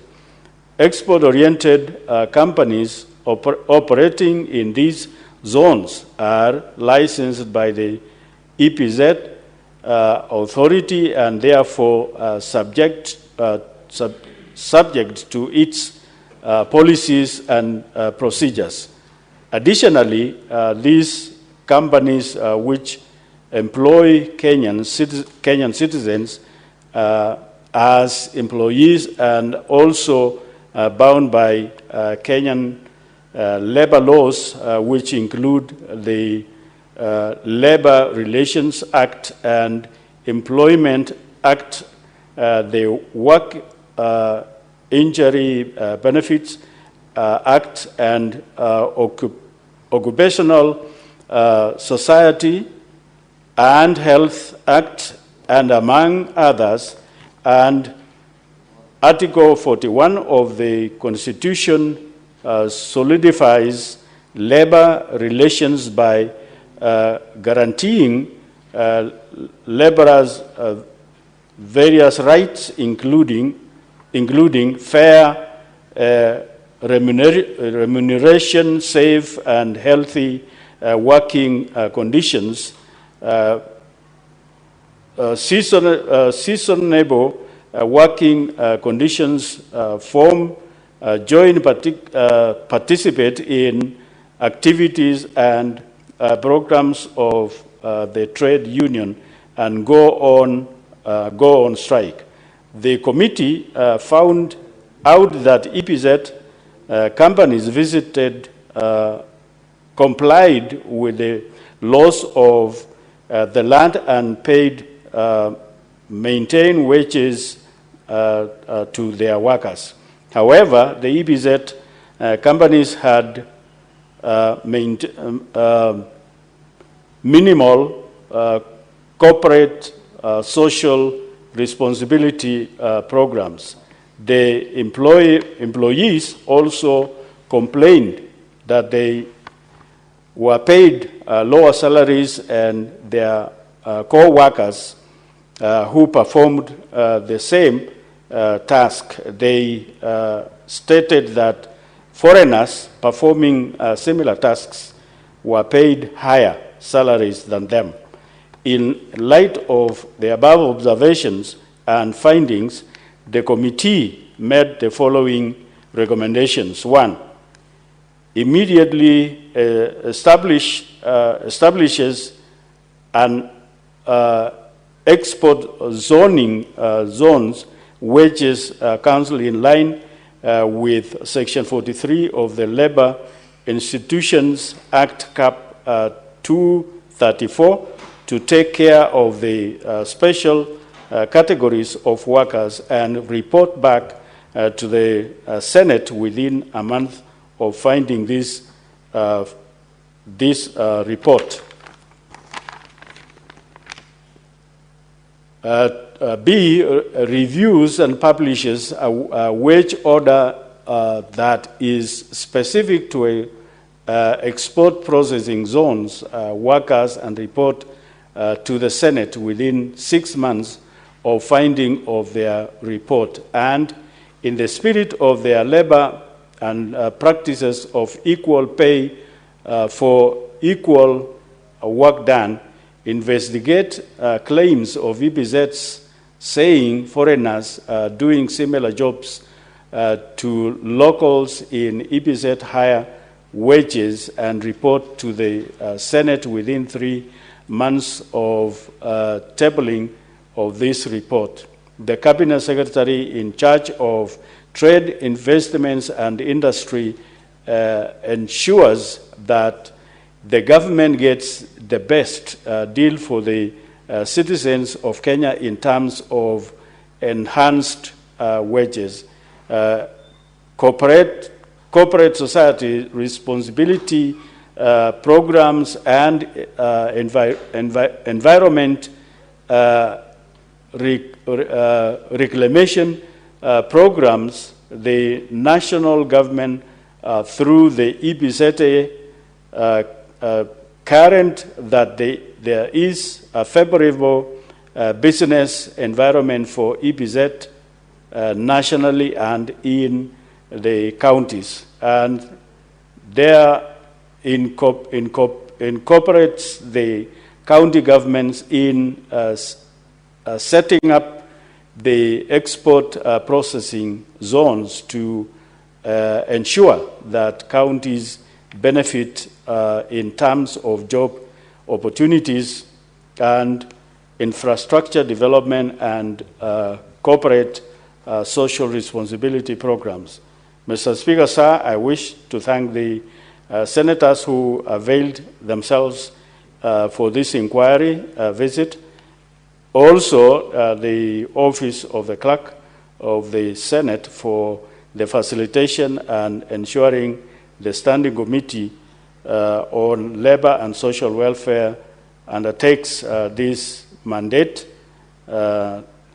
thereby influencing laws and policies that will enhance the welfare of the citizens of Kenya.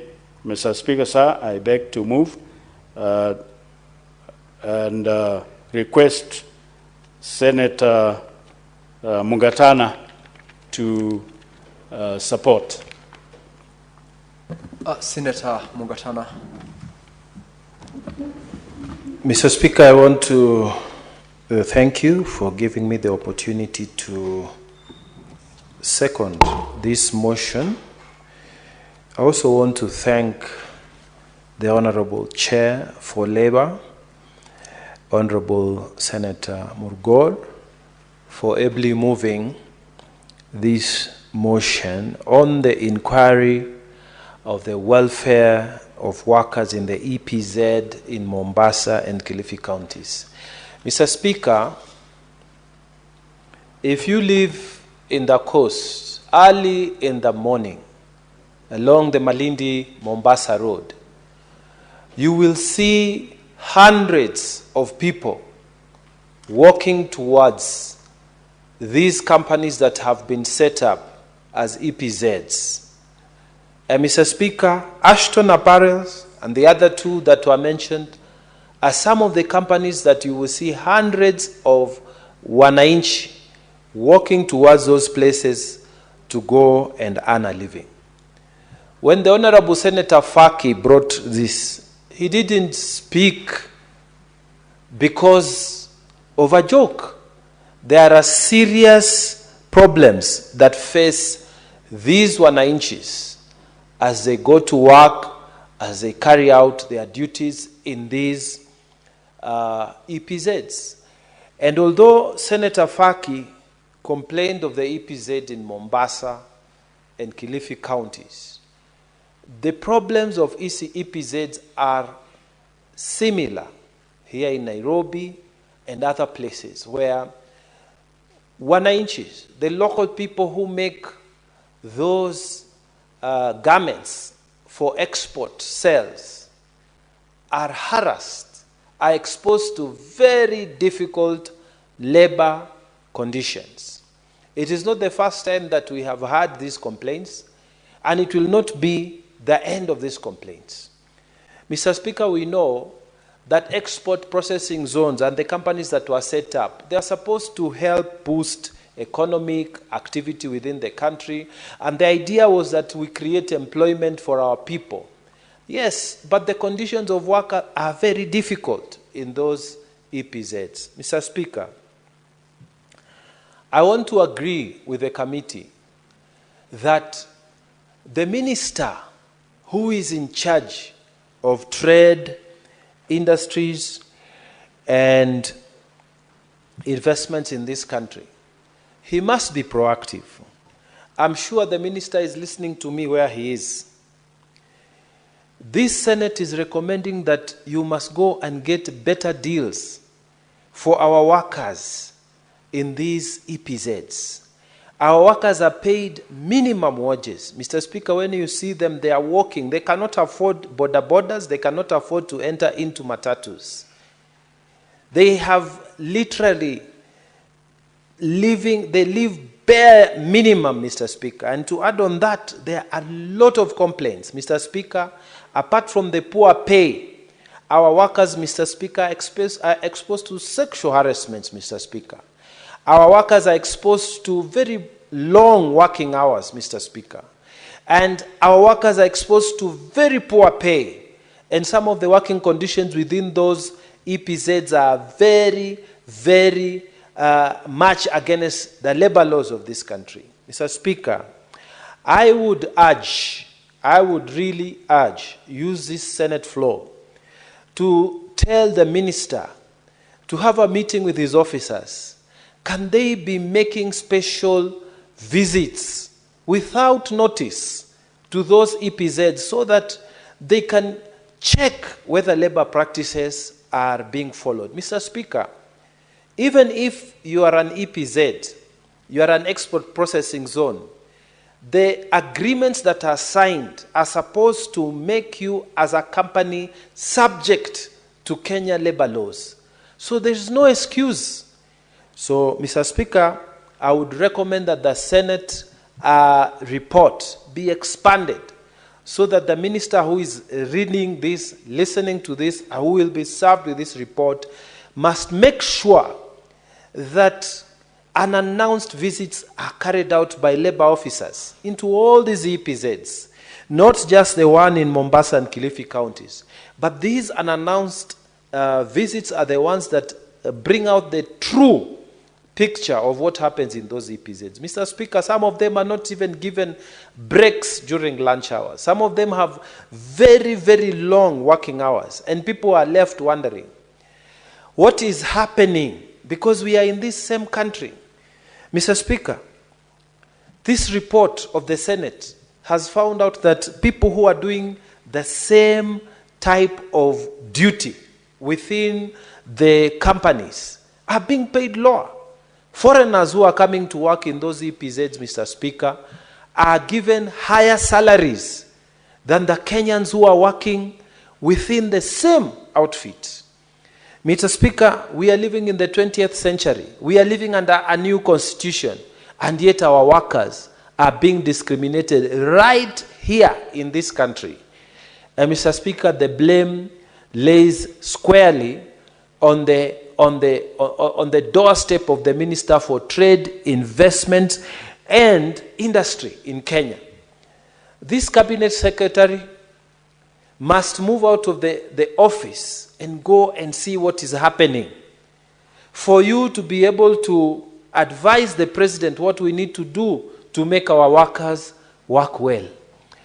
And Mr. Speaker, I'm confident that the cabinet secretary will listen to this and actually activate it. Kenya cannot be the place where our workers are being oppressed and yet our ministers are there. The labor minister, the trade minister, they should even have a special task force to go and look at our people, how they are working, and fight for them, Mr. Speaker. Mr. Speaker, it is good to bring the EPZs here, but it should not be a source of exploitation and pain to our people.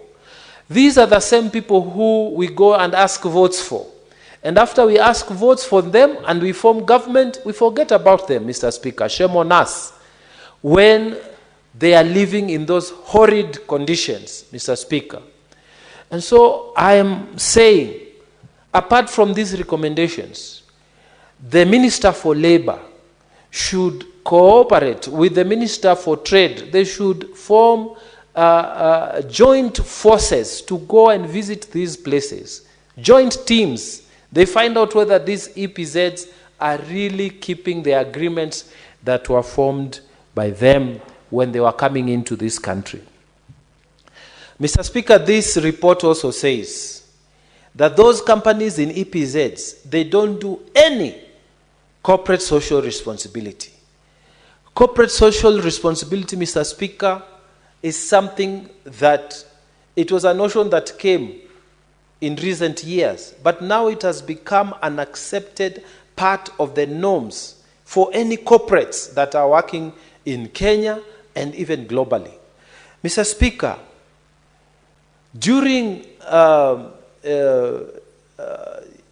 rainy season, these corporates, they know where their workers are staying. Most of these workers that work in these EPZs, they come from areas that are congested, areas that the roofs are leaking, areas that they are not very nicely set up.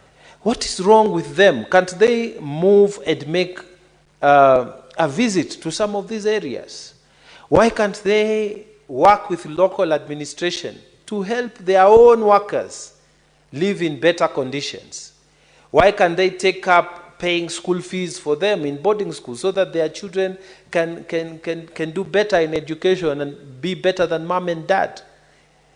Why is it that these EPZs are always given such favorable terms and they don't return anything to the communities that work for them, particularly the labor people who give all their time and money and their strength to them? Mr. Speaker, All these people are people who get sick from those long hours, from those tough working conditions within those companies. Why can't they create medical schemes for their workers? Why can't they build clinics?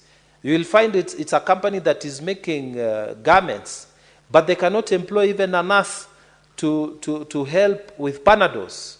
They just leave those people, you know, like exploiting labor, and they don't care. Mr. Speaker, this report and this Senate is saying, can the EPZs do something about corporate social responsibility?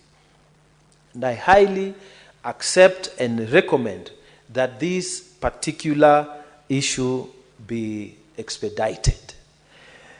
Mr. Speaker, moving from that, there are EPZs and their special economic zones.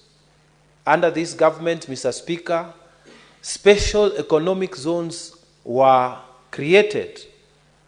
And these special economic zones, counties were meant to contribute 250 million, and the national government to give counterpart funding of equal amount, so that we can set up the special economic zones.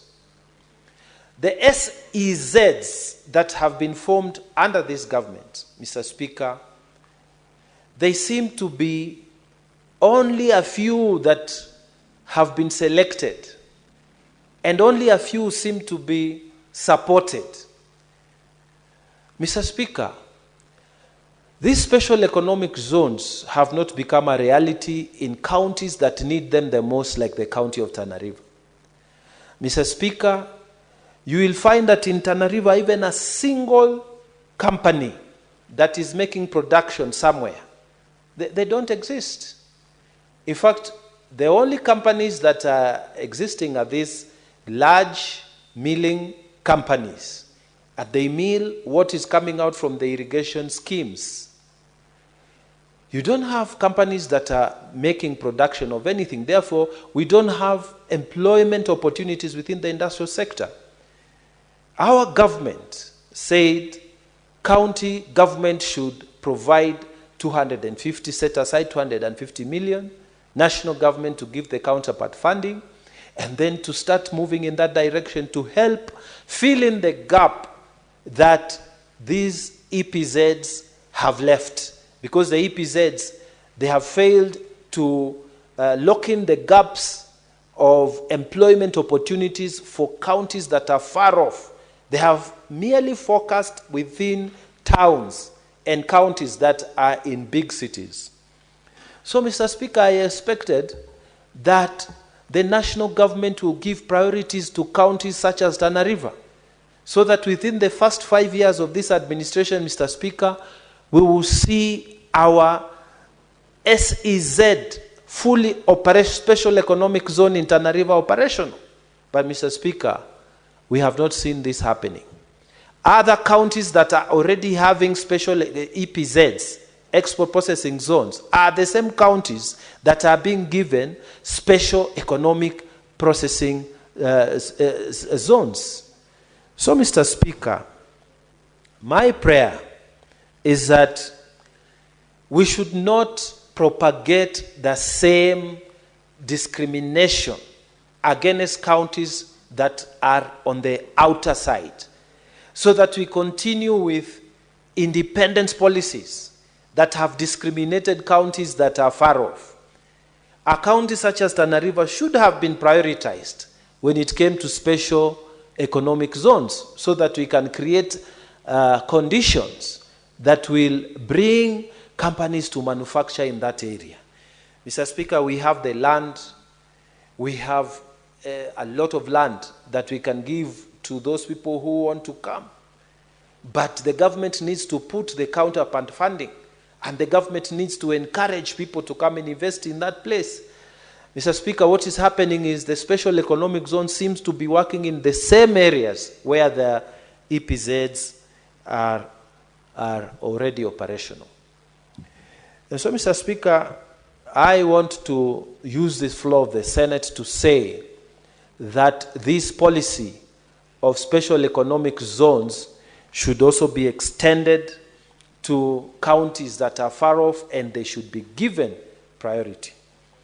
Mr. Speaker, with those very many remarks, I want to take this opportunity to thank the Committee of Trade for the work that they have put in, the visits they made, and the recommendations which they gave. I want to thank the chairman for ably leading them in this endeavor. Mr. Speaker, my prayer is that the same recommendations would be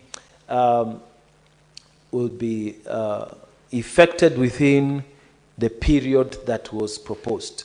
Mr. Speaker, you will find that the Senate does not have an implementation committee. The Senate, in its wisdom, made a decision that the committees that are engaged on matters, and these matters are raised in the floor of the Senate, are the same committees that are going to take charge and make sure that the resolutions the Senate makes are implemented. So, Mr. Speaker, I want to take this opportunity to tell the Committee of Agriculture, and the chairman is here, to make sure that they follow on these recommendations. To make sure that if they say 4 months, they can tell Secretariat to make sure in those 4 months there's a follow-up meeting, there's a reporting mechanism, so that our recommendations as a Senate today, as we approve these reports, can be taken seriously, and the relevant departments in government implement those recommendations. Mr. Speaker, with those very many remarks, I beg to second. Thank you. Now, Honorable Senators, I propose the question that the Senate adopts the report of the Standing Committee on Labor and Social Welfare on an inquiry into the plight of workers in the export processing zones, EPZs, in Mombasa and Kilifi counties, laid on the table of the Senate on Thursday, 1st of October, 2024. Before I allow Senator Eddy to make his contribution to this particular report, for the benefit of Senator Mongatana, you have raised something as you were concluding on your contribution on the absence of the implementation committee in the Senate. Yesterday, in the course of the sittings of the liaison committee, that issue was brought up, and a recommendation was made to the effect that the liaison committee, particularly because it's got members or rather chairpersons on all the committees, should look into a possibility of amending the standing order so that it becomes a liaison as well as an implementation committee, because we'll be having recommendations from across the rest of the committees in the House. And I hope and believe that even before we get there, the chairperson of the committee relevant to this particular report, who is present in the House, will look into a follow-up to ensure the implementation, or at least something that has been recommended by the committee is put into action by the relevant government agencies and departments. But again, we look forward to the liaison committee being indeed fully an implementation committee so that we get into action the recommendations. Now, honorable members, I'll call upon Senator Eddy to contribute to this particular report.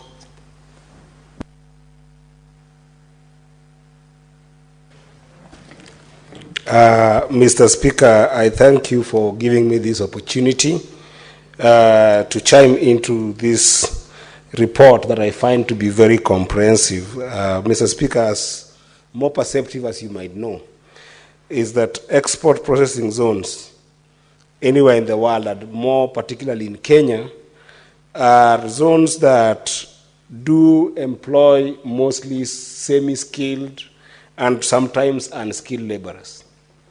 And because of that, Mr. Speaker, when you look at what I would call the retail price of any commodity that is processed in these zones, if you are employing semi-skilled and unskilled workers, unlike skilled workers who can be able to partake and share in the retail price of goods and services that come from this kind of zones, Mr. Speaker, this is not an available option for semi-skilled and unskilled workers.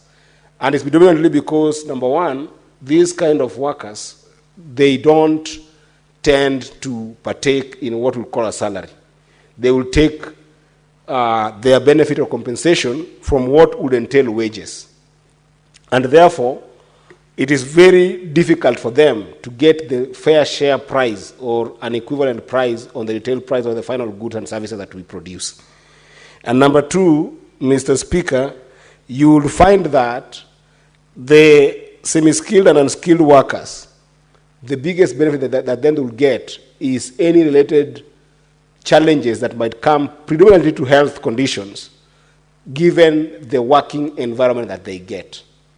And I think this is a fundamental part of why this motion was moved in the first place, that we can be able to look at these particular issues for this particular group of workers in our country. Aston Mombasa, for instance, Mr. Speaker, is among the largest employers in the export processing zones that are providing jobs for these thousands of people, Mr. Speaker. But if you look at the changes of working conditions in these kind of areas, Mr. Speaker, they are indeed wanting. I know there is argument that could come, even in some of the thoughts of this report, that the wages that we are seeing at the EPZs, Mr. Speaker, are generally within the national minimum bracket.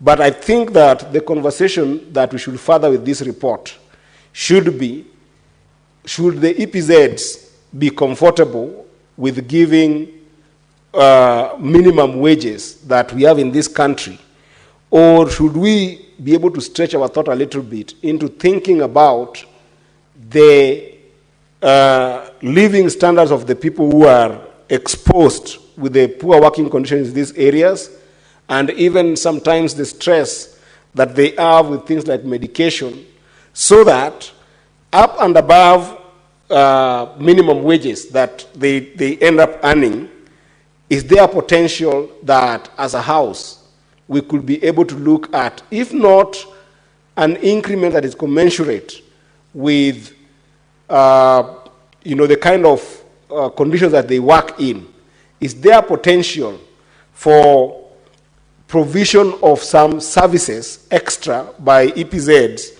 that can be able to take care, for instance, of things like healthcare provision in these areas. And in some cases, Mr. Speaker, you would find that the elements that some workers can benefit from, which I don't see in this report very strongly, are things like corporate social responsibility. Because you'll find that most of the workers that are working in these areas where there is a lot of problems due to vagaries of nature that come from the processing elements of these companies, what will happen is that the effect on on the environment or just the exposure of different pollution that come from these zones, Mr. Speaker, what will happen is that they end up affecting the children and families of, again, those unskilled and semi-skilled workers. Because the skilled workers who are working for these particular companies, Mr. Speaker, can afford to stay, one, far away from these companies, and number two, have more options to be able to live in areas that are more conducive and areas that are more, can provide some sense of better health, better environment, and even better social amenities, Mr. Speaker. So is there an opportunity that, and a wiggle room, that even as we discuss this report, we can be able to come up with some solutions that can be able to make sure that these companies are able to invest in corporate social responsibility that will be able to make sure that these families, if they're not getting the competitive wages that they need to be able to take care of the excesses of health care, environmental degradation, and other pollutions that come in place, can they be able to be supported with proper corporate social responsibility. This will be very important when you look at the mix of wages and other benefits that can be able to get from the... Senator Eddy, the time is up. Now, when the House resumes its sitting, Senator Eddy, you will have a balance of 14 minutes to conclude on your contribution to this particular motion. Now, Honorable Senators, it's now 6:30 p.m., time to adjourn the Senate. The Senate therefore stands adjourned until Tuesday, 11th of March, 2025 at 2:30 p.m.